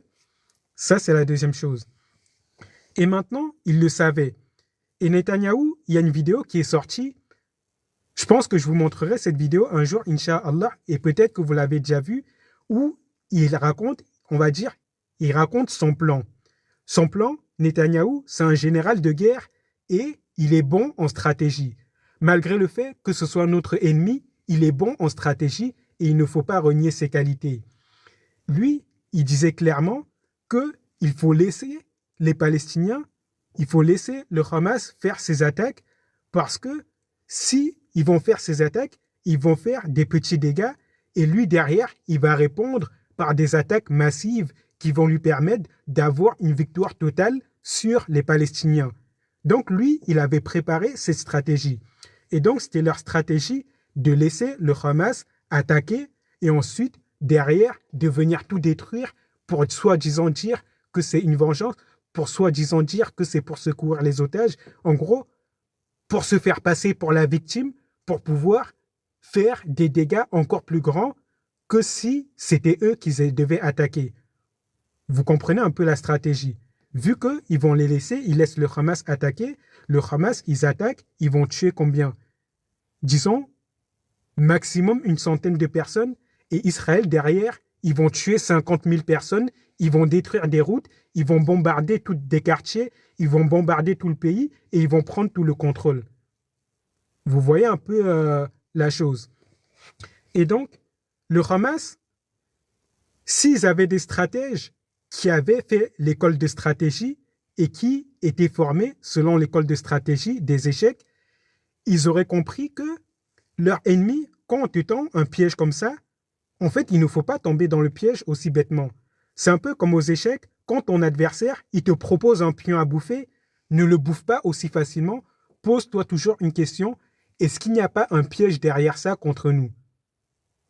Et rien que ça, déjà, quand tu vois que ton ennemi, il a un service d'espionnage extrêmement puissant, qu'il a des dossiers sur chaque personne, sur chaque soldat de ton armée, qu'ils ont des satellites qui te permettent de localiser ton armée en tout temps et en tout lieu, et tu vois qu'ils te laissent un boulevard pour venir les attaquer, ben en fait, tu te dis, c'est bizarre tout ça. Et oui, Samuel, pendant un temps, Israël, ils ont financé le Hamas pendant un moment. Et donc, le Hamas, on va dire, ils auraient dit, c'est bizarre que nos ennemis, ils nous laissent autant un boulevard comme ça. Venez, on ne tombe pas dans le piège, venez, on change de stratégie, on pense, on a une autre stratégie. Mais là, comme ils n'ont pas fait d'école de stratégie, ben en fait, ce sont des gens, ils sont tombés dans le piège bêtement, ils se sont jetés dans la gueule du loup, et derrière, il y a des cinquantaines de milliers d'enfants, de femmes et de vieillards qui ont été tués, tout ça parce qu'ils sont tombés dans un piège tout bête. Vous comprenez à quel point c'est important, les écoles de stratégie, ainsi de suite. Et quand le Hamas, ils font des trucs comme ça, mais en fait, les gouverneurs musulmans, ils disent quoi? On va dire, les savants musulmans, ils disent quoi? Ils sont là, ils vont attaquer Israël, ils vont dire, oui, Israël fait ceci, Israël fait cela, ce que Israël fait, c'est grave. Certes, ce que Israël fait, c'est grave. Mais le problème, c'est que tu as empêché les musulmans d'étudier l'école de stratégie, tu as empêché les musulmans d'étudier la stratégie, et c'est à cause de toi qu'ils ont fait l'erreur qui a mené à ces conséquences que tu es en train de plaindre aujourd'hui. Là, c'est une conséquence tout simple du fait qu'ils disent que c'est interdit de jouer aux échecs, ainsi de suite. Vous voyez à quel point ça a des conséquences.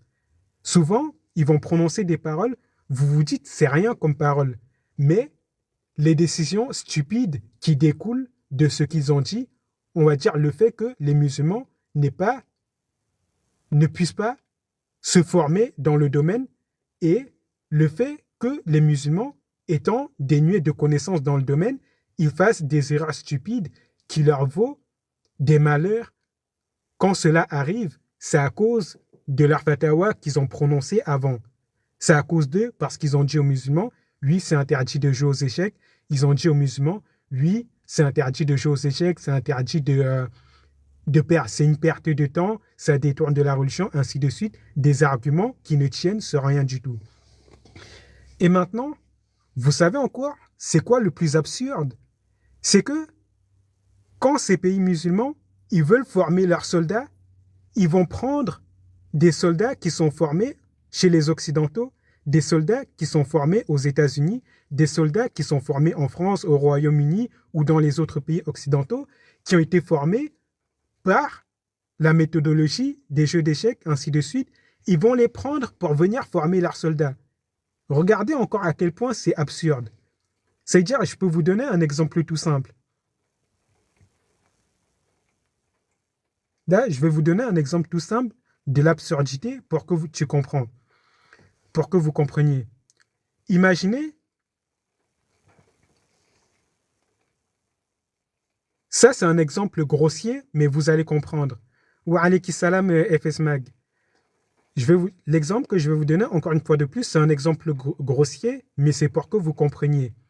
C'est comme si, au jour d'aujourd'hui, les savants musulmans, ils disent aux musulmans, il est interdit d'aller étudier le pilotage des avions de chasse, ainsi de suite, à l'étranger. Il est interdit aux musulmans d'aller étudier le pilotage des avions de chasse à l'étranger, le pilotage, on va dire, des engins militaires à l'étranger. Et maintenant, une fois qu'il leur a interdit cela, en fait, les musulmans, ils n'apprennent pas cela. Et maintenant, une fois que les musulmans, ils vont acheter des armes aux étrangers, ils vont avoir besoin de quelqu'un pour leur apprendre à piloter ces avions de chasse et ces engins militaires. Et qu'est-ce qu'ils vont faire? Ils vont aller recruter un étranger pour venir chez eux et pour leur enseigner cela. Vous voyez à quel point c'est absurde. Et là, c'est encore plus grave dans le cas des échecs. En gros, tu empêches les musulmans d'apprendre quelque chose et après, à la fin, ils deviennent dépendants des non-musulmans. C'est ça le problème. Et bref, Ça, c'est encore un autre exemple pour vous faire comprendre à quel point leurs fatawas, ils ont des conséquences. Ces fatawas qui prononcent sans aucune science, ça a des conséquences sur l'ensemble de la communauté, ça a des conséquences sur la vie des musulmans, ça a des conséquences militairement sur les musulmans et leurs frères meurent à cause des conséquences de leurs fatawas et les pays musulmans, ils se font envahir comme la Palestine ou bien les autres, ils se font envahir par des non-musulmans et ils se font attaquer par des non-musulmans et ils ne peuvent rien faire à cause des fatawas de ces savants. Et encore une fois de plus, je souligne pour revenir à la raison pour laquelle je vous dis tout cela, le fait de ne pas parler dans les sujets dans lesquels on n'a pas de maîtrise. Si tu n'as pas de maîtrise dans le domaine astronomique, physique, chimique ou mathématique, ne va pas dire que ce qu'un savant mathématicien, un physicien, un astronome ou un chimiste ne va pas leur dire que ce qu'il te prouve, c'est faux. Tu n'as pas de connaissances dans ce domaine. Quand bien même tu sois un savant musulman, quand bien même tu sois un savant religieux, ces domaines-là ne sont pas tes domaines et ne va pas dire à ceux qui sont spécialisés dans ce domaine, ne va pas leur dire que ce qu'ils sont en train de te dire, c'est faux, parce que de la même manière que dans le domaine religieux, tu es meilleur qu'eux, dans le domaine mondain, eux, ils sont meilleurs que toi. Et de cette même manière, n'empêche pas les musulmans d'apprendre des choses qui vont leur être profitables, que ce soit pour se défendre, ou bien que ce soit pour d'autres raisons, ou bien que ce soit pour développer leur réflexion, pour développer leur stratégie, ou bien ne serait-ce que pour passer des bons moments conviviaux, n'empêche pas les musulmans de faire des choses comme ça. Ne crois pas que tous les musulmans sont des étudiants en sciences qui étudient des livres matin, midi, soir. Il y a dans la communauté, il faut de tout. Il faut celui qui est spécialisé dans le Coran, il faut ceux qui sont spécialisés dans les hadiths, il faut ceux qui sont spécialisés dans la charia, il faut ceux qui sont spécialisés dans les mathématiques, il faut ceux qui sont spécialisés dans la physique, il faut ceux qui sont spécialisés dans la chimie, il faut ceux qui sont spécialisés dans l'architecture. Dans la communauté, il faut des gens qui sont spécialisés dans tous ces domaines. Et n'empêche pas les musulmans de se spécialiser dans tous ces domaines parce qu'en les empêchant de se spécialiser dans tous ces domaines, tes adversaires, tes ennemis, ils vont exceller et à la fin, c'est vous qui allez subir les conséquences et quand la communauté va subir les conséquences, ce sont ces mêmes savants qui vont venir s'asseoir et dire « Regardez, un tel nous fait du mal ». Alors que c'est toi qui as mis les musulmans dans cet état de faiblesse qui fait qu'ils subissent et qu'ils ne peuvent rien faire. Bref, j'espère que vous avez compris cela. Et inconnu au bataillon, tu avais posé une question. Et Socrate, ce que Samy a dit, c'est vrai, pendant un moment, le Hamas, ils ont été financés par Israël pendant un moment.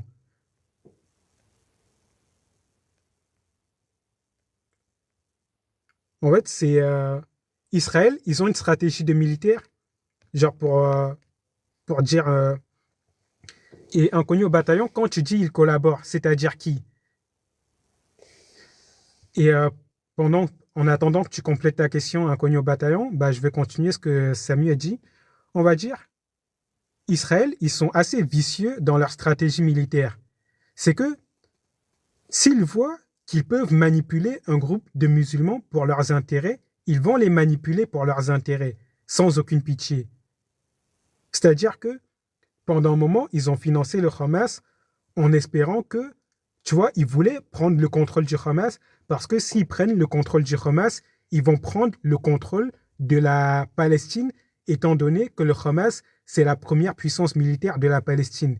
Donc, ils les ont financés, ainsi de suite. Mais sauf que, on va dire, ils les ont financés pour que le Hamas soit de leur côté, mais les choses ne se sont pas passées comme prévu. Du coup, ils ont décidé d'utiliser le Hamas pour retourner leurs erreurs contre eux. Et Israël, ils sont assez vicieux, c'est comme ça qu'ils fonctionnent stratégiquement.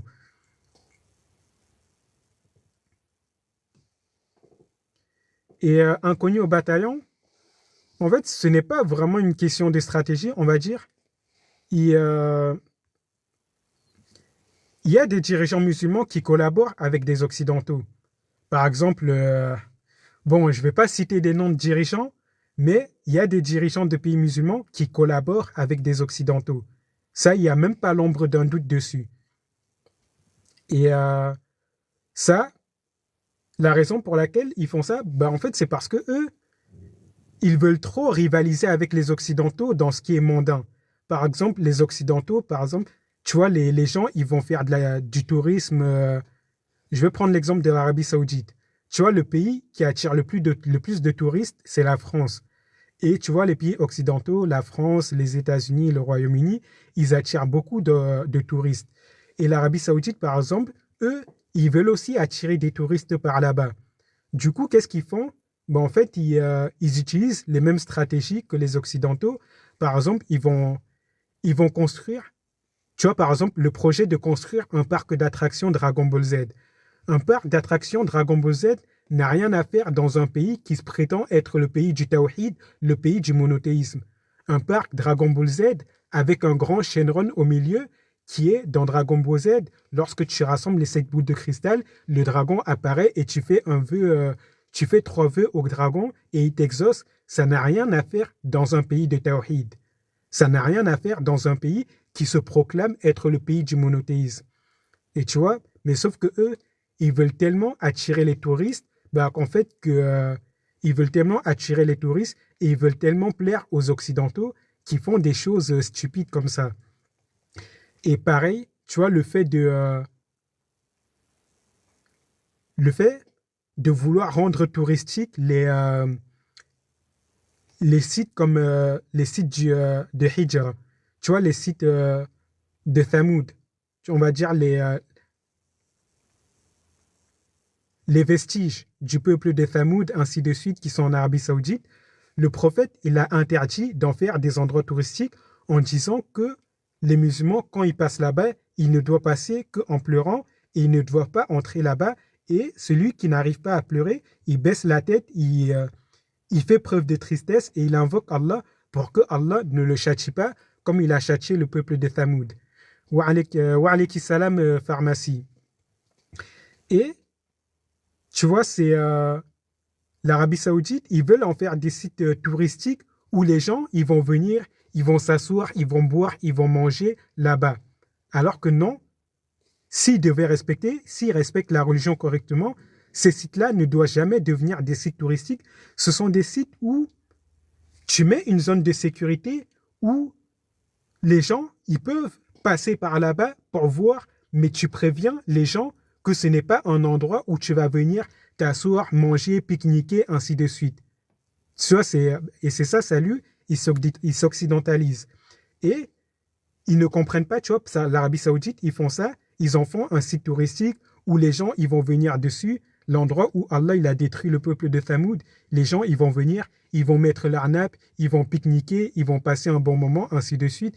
Et en plus, comme ce ne sont pas des musulmans, ils vont consommer des choses illicites qu'Allah a interdit aux musulmans, ils vont les consommer là-bas. Par exemple, pareil, ça, je vais y revenir après. Et ils ont mis ces sites qui sont des signes d'Allah, qui sont là pour montrer le jugement d'Allah envers les peuples mécréants, qui sont des témoignages du jugement d'Allah envers les peuples mécréants et qui sont un témoignage de l'unicité d'Allah et qui sont un témoignage du tawhid.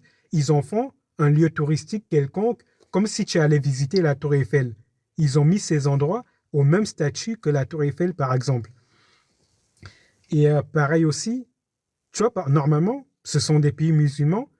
Quand les gens ils rentrent dans un pays musulman comme ça, où il y a des choses qu'Allah a interdit et que les musulmans doivent mettre en pratique et que les musulmans ne doivent pas faire, et que quand tu es dans un pays musulman, tu dois respecter cette règle de ne pas faire quelque chose dans ce pays qu'Allah a interdit à l'ensemble des musulmans. Par exemple, aller boire de l'alcool dans un pays musulman. Ça, c'est quelque chose. Tu ne peux même pas t'imaginer ça dans la tête. Tu ne peux pas dire, même un non-musulman, il ne peut pas se dire, oui, je vais aller dans un pays musulman pour boire de l'alcool.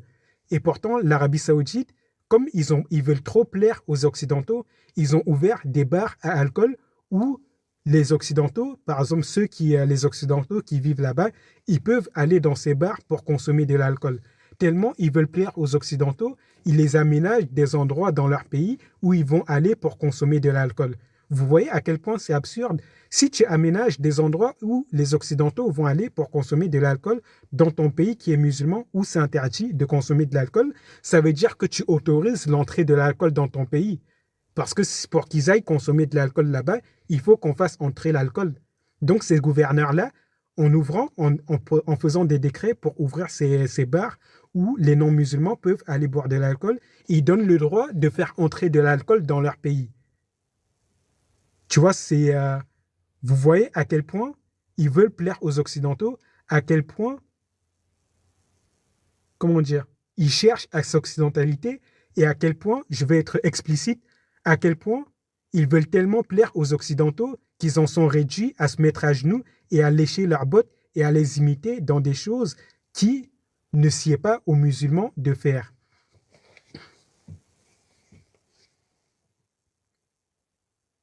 Et inconnu au bataillon, j'espère que tu as eu ta réponse sur ce sujet. Et oui, Mayana, c'est vraiment se rabaisser de la pire, c'est vraiment de la pire des manières. T'as Allah qui met sa main au-dessus de toi pour te préserver et non seulement tu es comme ça, mais en plus de ça, tu as un pays duquel Allah a chassé de tout mal et on te met là, tu dois juste empêcher le mal d'entrer dans ce pays, mais tu veux tellement plaire à ton ennemi que tu te rabaisses à autoriser des choses qu'Allah t'a interdit. Vous voyez à quel point c'est grave? Ils veulent tellement plaire à leurs ennemis qu'ils en viennent à autoriser des choses qu'Allah leur interdit.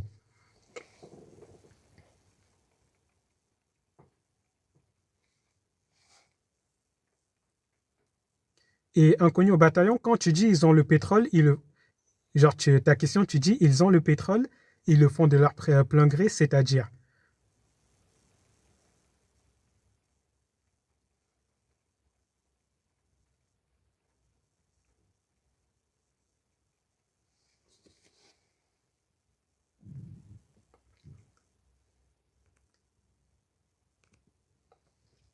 Et Lion d'Afrique, si ces gens-là pillent l'Afrique, c'est à cause des Africains.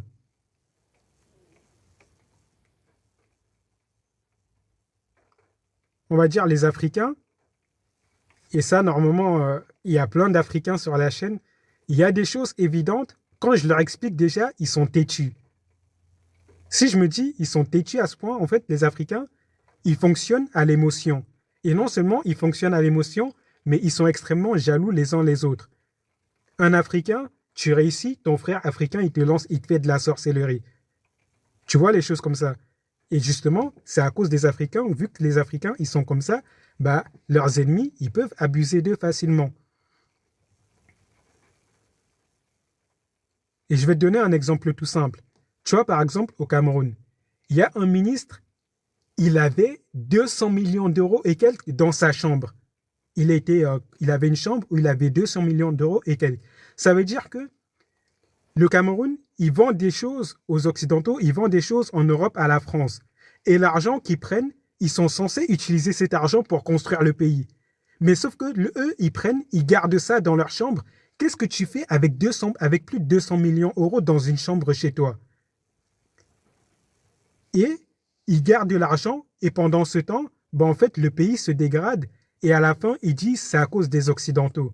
Si ces 200 millions d'euros, tu les avais mis au service de la communauté pour construire ton pays, les choses seraient allées beaucoup mieux déjà.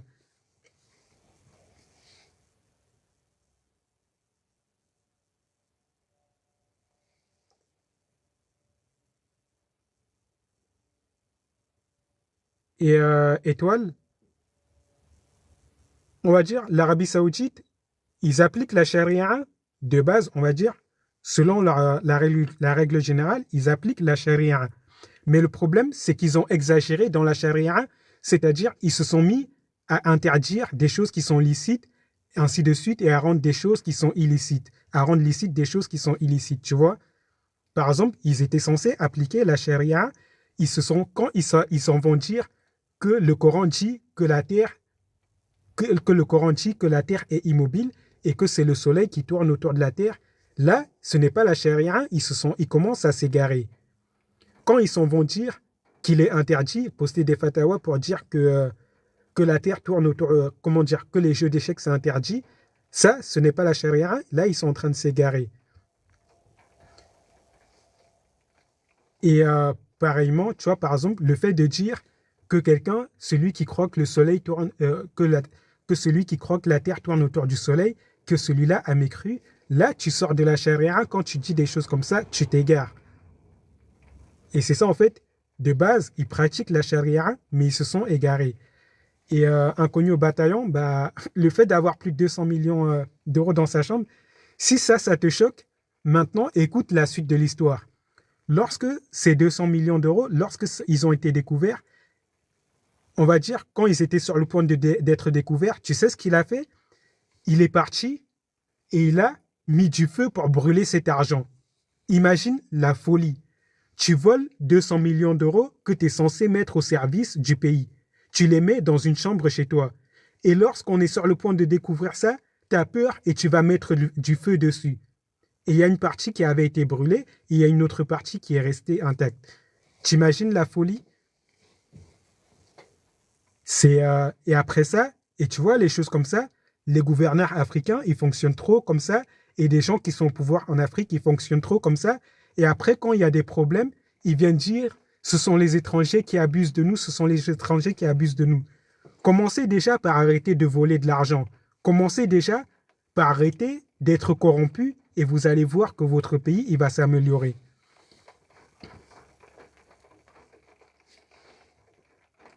Et je ne sais pas s'il y a quelqu'un qui a posé une question pendant que je parlais.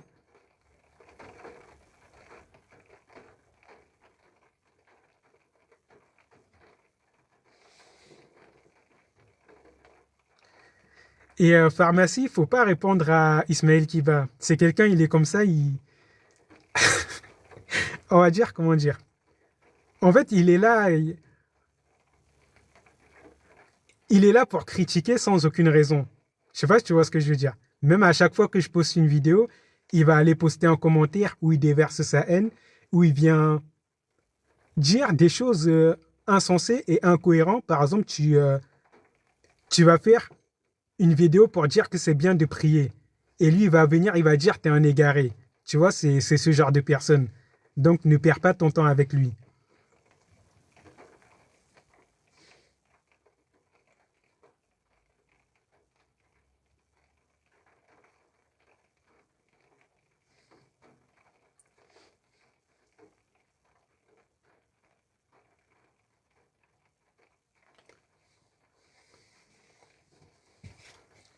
Et je ne sais pas s'il y a quelqu'un d'autre qui a encore des questions. Et oui, pharmacie, je t'écoute.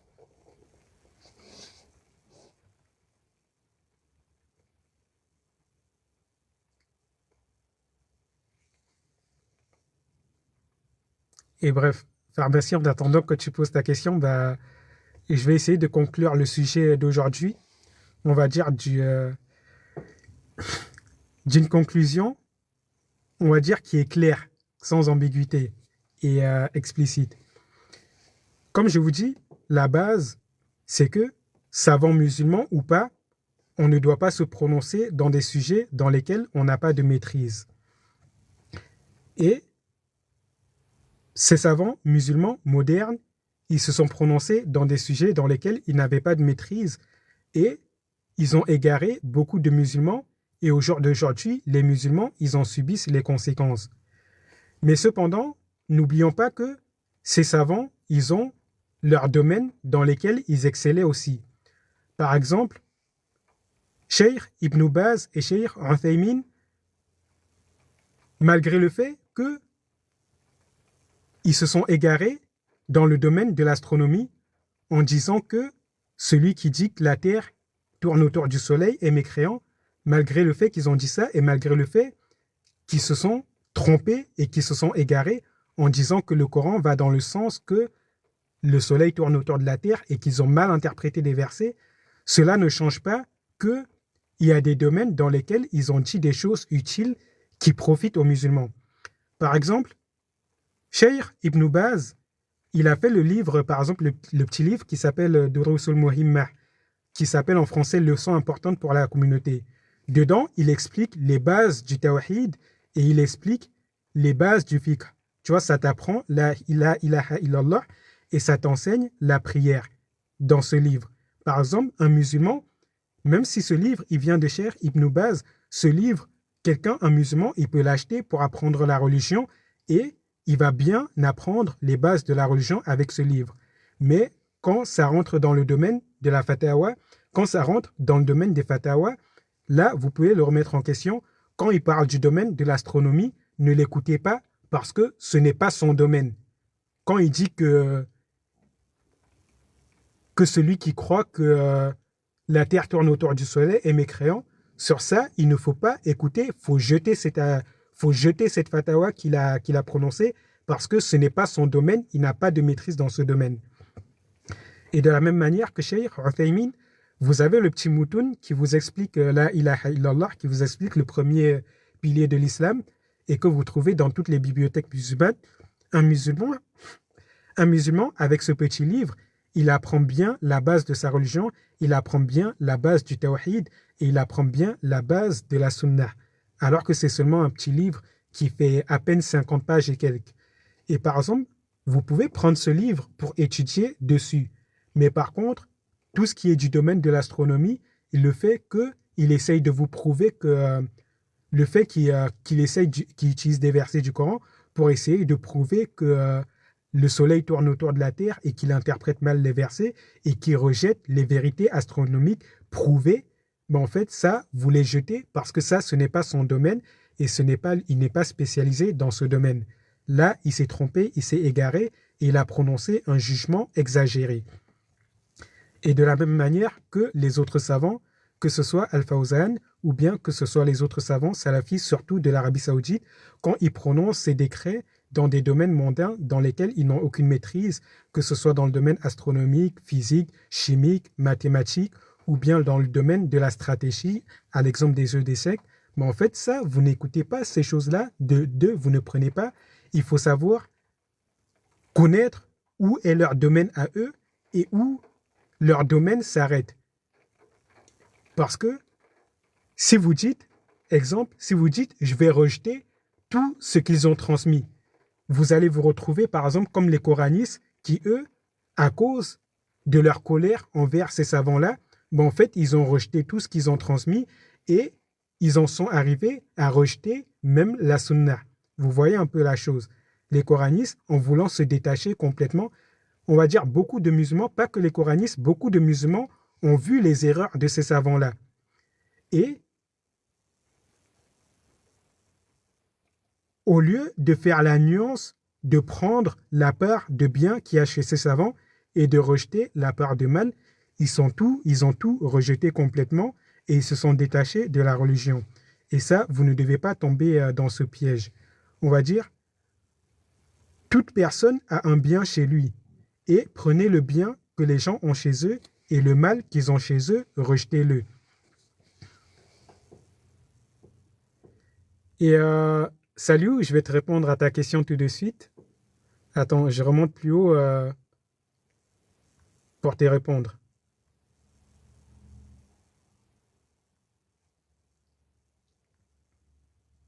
Et salut, déjà, ta première question, tu demandes les maillots de foot, c'est haram.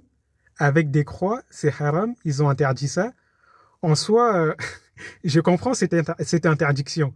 Un musulman n'a pas à porter de croix chrétienne sur lui. Tu vois déjà que dans la religion musulmane, le musulman, il n'a pas de symbole. Il n'y a pas de symbole religieux musulman. Tu vois, c'est le musulman, je le dis encore une fois de plus, tu vois, les gens, ils ont fait de la lune, ou bien ils ont fait de la lune et de l'étoile le symbole musulman, mais de base, dans la religion musulmane, il n'y a pas de symbole. Et si, en tant que musulman, tu n'as pas de symbole et que tu ne dois pas t'inventer des faux symboles, bah, c'est encore pire de prendre les symboles des autres religions, de porter des habits avec les symboles des autres religions. Et je vais te donner un exemple tout simple. Si on dit que c'est autorisé de porter des habits avec une croix dessus, Ben, en fait, c'est un musulman, il peut porter des habits avec l'étoile de David dessus. La croix chrétienne, ce n'est pas une mauvaise chose en soi. L'étoile de David, ce n'est pas une mauvaise chose en soi, mais cela ne sied pas aux musulmans de porter cela. On va dire un musulman, il ne doit pas mettre les autres dans l'ambiguïté en ce qui concerne son dogme. Quand tu vois un musulman avec un habit avec une croix dessus, déjà c'est bizarre. Tu te dis, lui il est bizarre, il veut devenir chrétien ou quoi? Ou bien tu vois un musulman avec un habit avec l'étoile de David dessus, tu te dis, lui c'est bizarre, il soutient Israël ou quoi? Tu vois, c'est ça.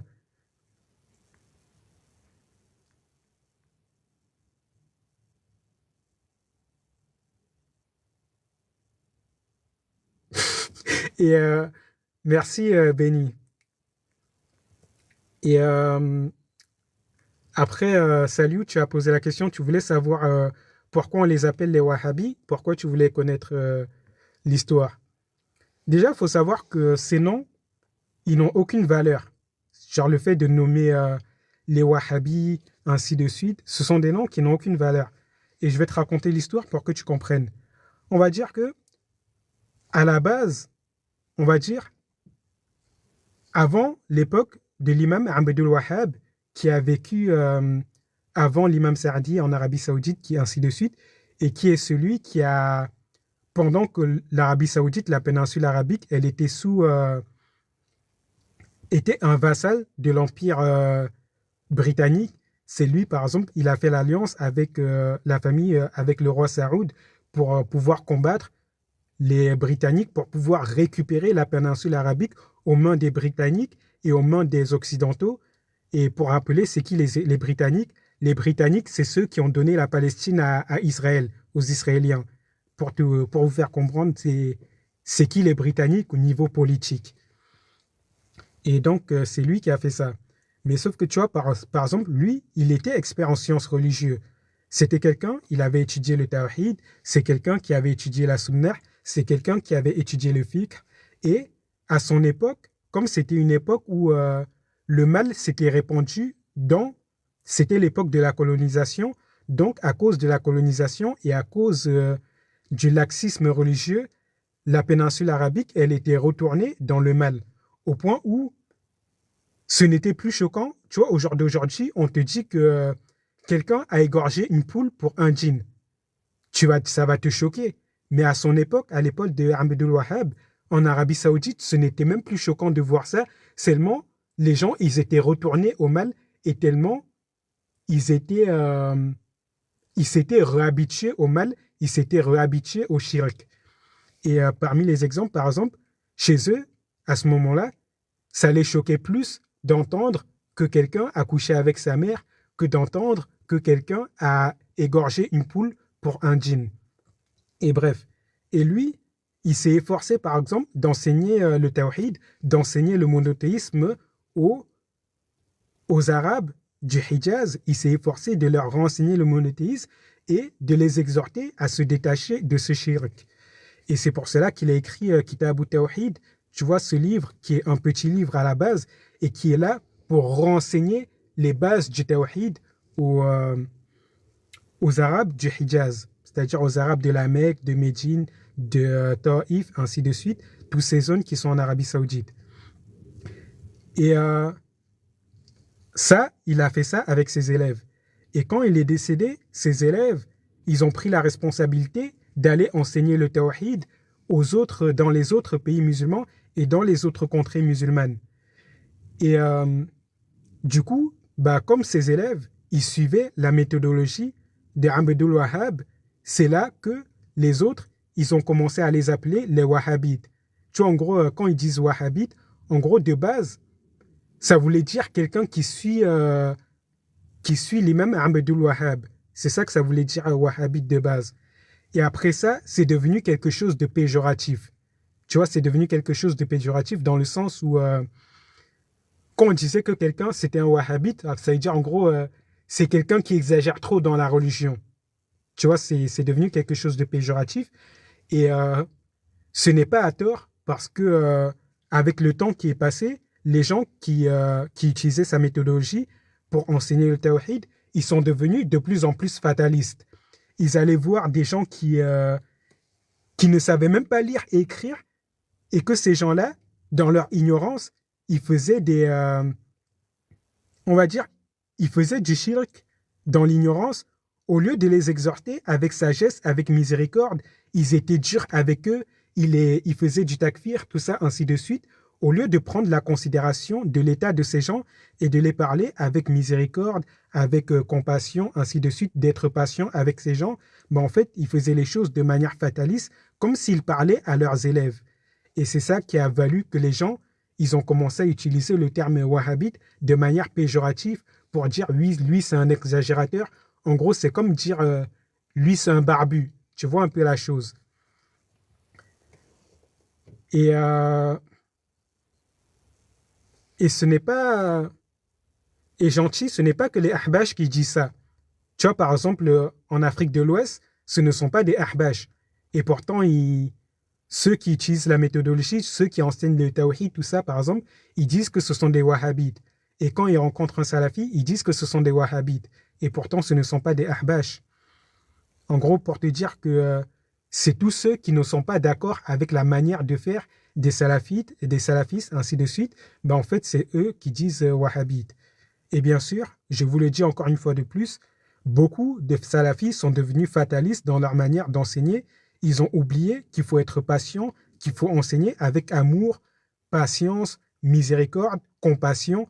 Tout ça, quand tu enseignes à quelqu'un, tu enseignes avec toutes ces choses. Tu ne viens pas de manière fataliste, tu viens pas voir quelqu'un qui ne te connaît même pas, tu lui dis, tu délaisses ça, sinon tu es mécréant. On ne fonctionne pas comme ça. C'est... Et tu ne viens pas dire à quelqu'un, par exemple, quelqu'un qui est juif ou chrétien, tu ne vas pas lui dire, si tu ne deviens pas musulman, tu finiras en enfer éternellement. Ça, c'est des choses à ne pas dire. Et c'est pour cela que je dis que ces gens-là, quand ils les appellent des wahhabites de manière péjorative, ce n'est pas à tort.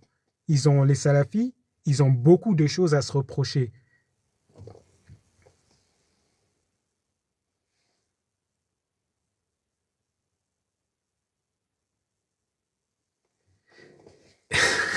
Et pharmacie, après Ekiba, il y a des gens comme ça, faut juste les laisser parler, tout simplement. Et wa alayka salam, amatullah.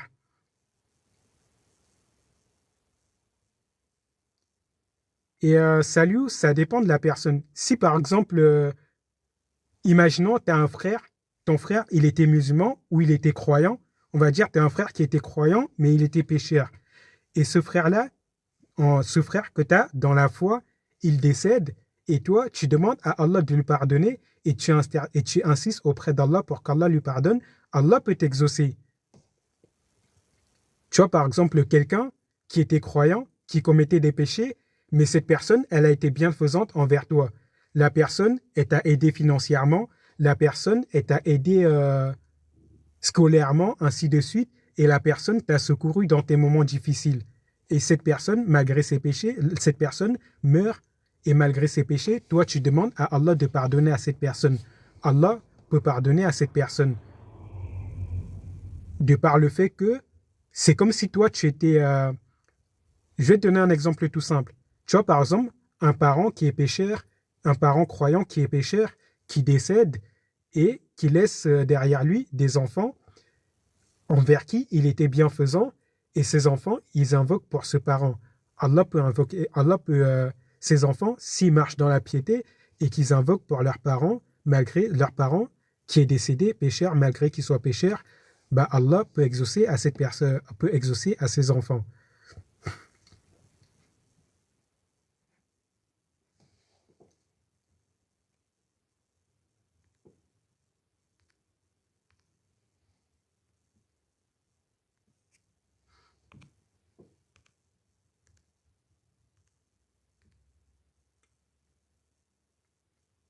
Et attends, salut, j'ai lu ta question. Tu dis déjà, wa alayka salam, Ahmad.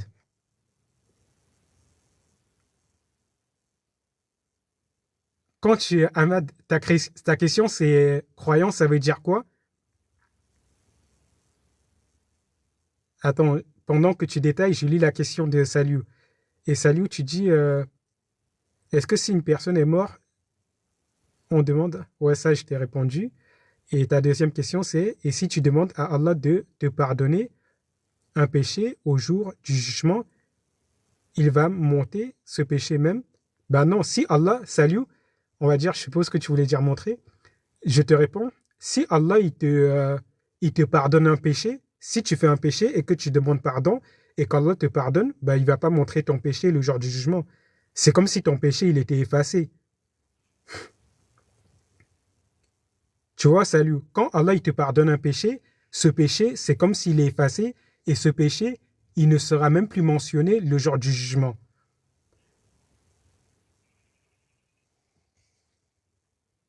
Et Mayana, lui, les morts, ils peuvent invoquer pour nous. Ce n'est pas parce que un croyant, sa vie ne s'arrête pas quand il meurt. Tu vois, par exemple, les croyants, ils peuvent faire des complaintes, on va dire, les âmes croyantes décédées, ils peuvent faire des complaintes auprès d'Allah. Et Allah les exauce. Par exemple, imaginons, tes, euh, tes parents, ils sont décédés, et toi, tu marches dans la piété, et tes parents qui sont décédés, et qui sont dans le monde des morts, ils demandent à Allah de veiller sur toi. Allah, il va veiller sur toi. Et wa alayka salam, Sirius B.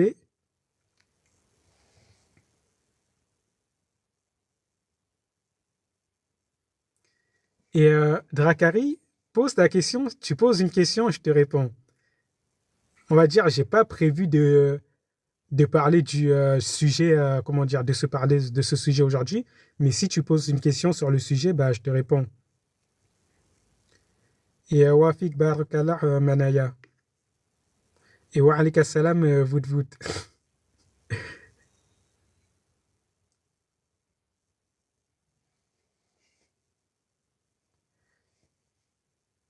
Et salut, tu demandes, est-ce que les waswas du Coran, on va avoir les péchés? En gros, est-ce que les waswas du Coran, tu veux dire que est-ce que ce sont des péchés?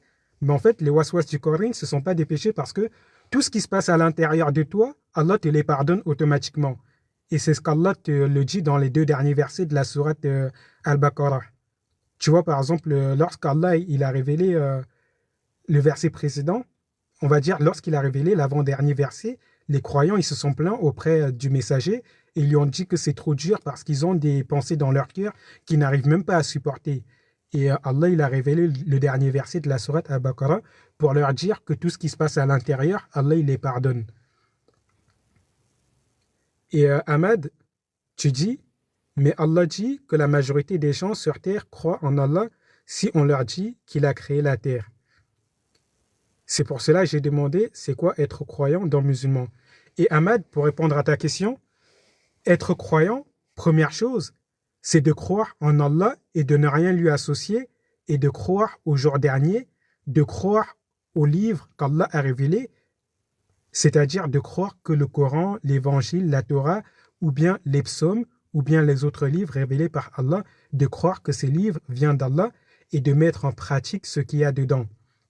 Et de croire en l'existence, de croire aux messagers qui ont transmis ces livres. Parce que par conséquent, si tu crois aux livres, tu es forcé de croire aux messagers. Et de croire en l'existence des anges, ainsi de suite, de croire aux choses qu'Allah t'a dit dans ses livres. Tu vois, c'est ça être un croyant. Et oui, Samiou. Bah, c'est ça que j'ai dit, Samiou, ce que tu as dit, c'est ce que j'ai dit, mais avec des mots plus simples. C'est tout ce qu'Allah t'a informé dans le Coran, que ce soit en termes de l'invisible, que ce soit en termes du paradis, de l'enfer, des anges, des djinns. Si tu crois au livre, pour te donner simple, si tu crois au livre qu'Allah a révélé, tu dois croire en ce qu'il y a dans ces livres. C'est ça que ça veut dire croire en ces livres. Donc, être croyant, ce n'est pas dire c'est Allah qui a créé les cieux et la terre et d'aller adorer des statues, par exemple. Tu vois, par exemple, quelqu'un, il te dit, oui, je crois que c'est Allah qui a créé les cieux et la terre, mais tu le retrouves en train de prier des pénates. Tu vois, c'est... et oui, tu graisses aussi au destin. Disons que le livre, il t'appelle à croire au destin. Du coup, bah, tu dois croire au destin. Si tu crois au livre, tu es obligé de croire au destin, par conséquent. Et bref, on va dire quelqu'un qui dit je crois que c'est Allah qui a créé les cieux et la terre, mais cette personne s'en va adorer des pénates, cette personne s'en va invoquer des fausses divinités, cette personne s'en va s'en remettre au djinn, cette personne s'en va faire de la sorcellerie ou s'en va s'en remettre aux sorciers. Ben, en fait, cette personne n'est pas croyante. Parce que cette personne, elle dit je crois en Allah, mais la personne lui associe. Elle fait le contraire de ce que cela implique de croire en Allah et en son unicité, de croire qu'Allah, il est le seul Dieu, celui qui apporte le bien et celui qui préserve du mal, et celui par la permission de qui tout mal te touche. Et pareil, quelqu'un qui croit au livre, mais qui vient et il te dit, je crois que le Coran, ça vient d'Allah, mais il te dit, je ne crois pas que le prophète Mohammed, c'est vraiment le messager d'Allah, et je rejette ce que le prophète a transmis comme conseil ou bien comme ordre et interdit qui sont là pour te montrer comment pratiquer le livre, cette personne, elle n'est pas croyante. Parce que si tu crois au livre, tu dois croire au messager. Et par conséquent, tu dois écouter ce que le messager a à te dire et tu dois lui obéir dans ce qu'il t'ordonne et dans ce qu'il t'interdit. Et pareil, celui qui croit au livre et qui s'en va dire, oui, je crois en Allah et je ne lui associe rien, je crois au livre et je crois aux messagers et je crois à ce qu'ils ont dit, mais cette personne, elle s'en va, elle vient te dire, mais je ne crois pas au destin. Le livre, il te demande de croire au destin, le messager, il te demande de croire au destin. Donc tu es incohérent dans ta foi. Et de la même manière que cette personne, elle vient te dire, je crois en tout cela, mais je ne crois pas aux djinns et aux anges. Mais en fait, là, tu es incohérent dans ta foi parce que Allah, il t'ordonne dans le livre, il te parle des anges et des djinns dans le livre, et tu es obligé d'avoir cette croyance de croire en l'existence des anges et des djinns, ainsi que de ce qui en découle. Et de la même manière que le messager t'en parle, ainsi de suite. Et tu vois que la foi, ce n'est pas de dire quelque chose et d'aller faire son contraire, mais c'est d'être cohérent dans ce que tu dis.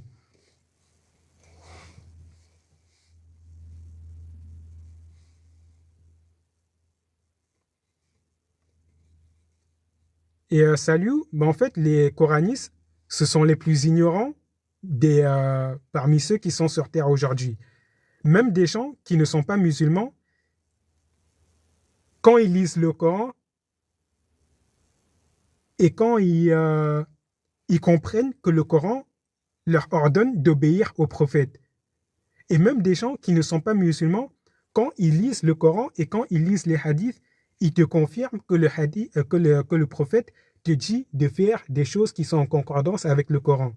Et tu as des musulmans, des gens qui se prétendent musulmans et qui viennent dire que c'est incohérent. Ça veut dire que même des gens qui ne sont pas musulmans, ils comprennent la religion mieux qu'eux.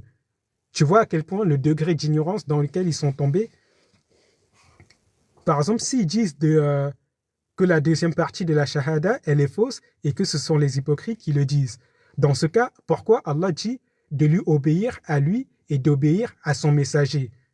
Est-ce que Allah, c'est quelqu'un? Est-ce que Allah, c'est un être dénué d'intelligence qui fait du pléonasme? Non. Tu vois, ce sont des gens qui sont incohérents dans ce qu'ils disent.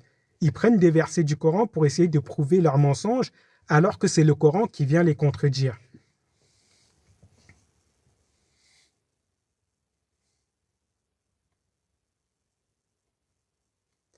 Et pharmacie, faut pas calculer Kabyle libre. Kabyle libre, c'est un apostat en fait. C'est un apostat, il est là juste pour semer des ambiguïtés. Faut même pas faire attention à lui. Tu vois, il y a des gens comme ça qui ont apostasié et qui aimeraient que tout le monde apostasie comme eux. Et à chaque fois que je vais faire des lives, il y aura toujours des gens comme ça qui vont venir parler pour essayer de déstabiliser les musulmans. Et il faut même pas faire attention. Lui, c'est un apostat. Faut juste les laisser gaspiller leur salive et faut juste les laisser parler pour qu'ils soient témoins contre eux le jour du jugement. Et bref, bon, là c'est l'heure de la prière, donc je vais vous laisser, Inch'Allah. Et je vous dis déjà à la semaine prochaine, à samedi prochain, Inch'Allah. Et j'espère que vous avez passé un bon week-end. Et j'espère que votre semaine se passera bien, qu'Allah vous préserve durant toute votre semaine et qu'Allah vous facilite tout ce que vous aurez à entreprendre durant votre semaine et qu'Allah vous pardonne et vous fasse miséricorde. Et on va dire, c'est la seule chose que j'ai de meilleur à vous offrir, c'est les doigts.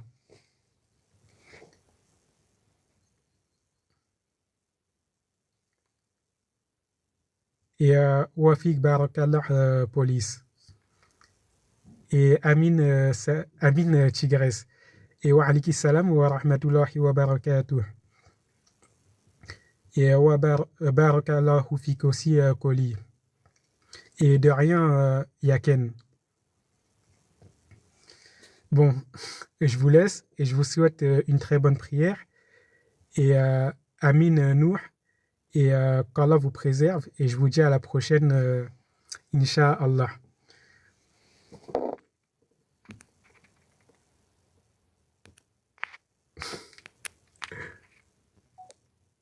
Et merci, Nour. Et wa alayka salam aussi, Police. Et assalamu alaikum à vous tous. Et wa alaykum salam wa rahmatullahi wa barakatuh.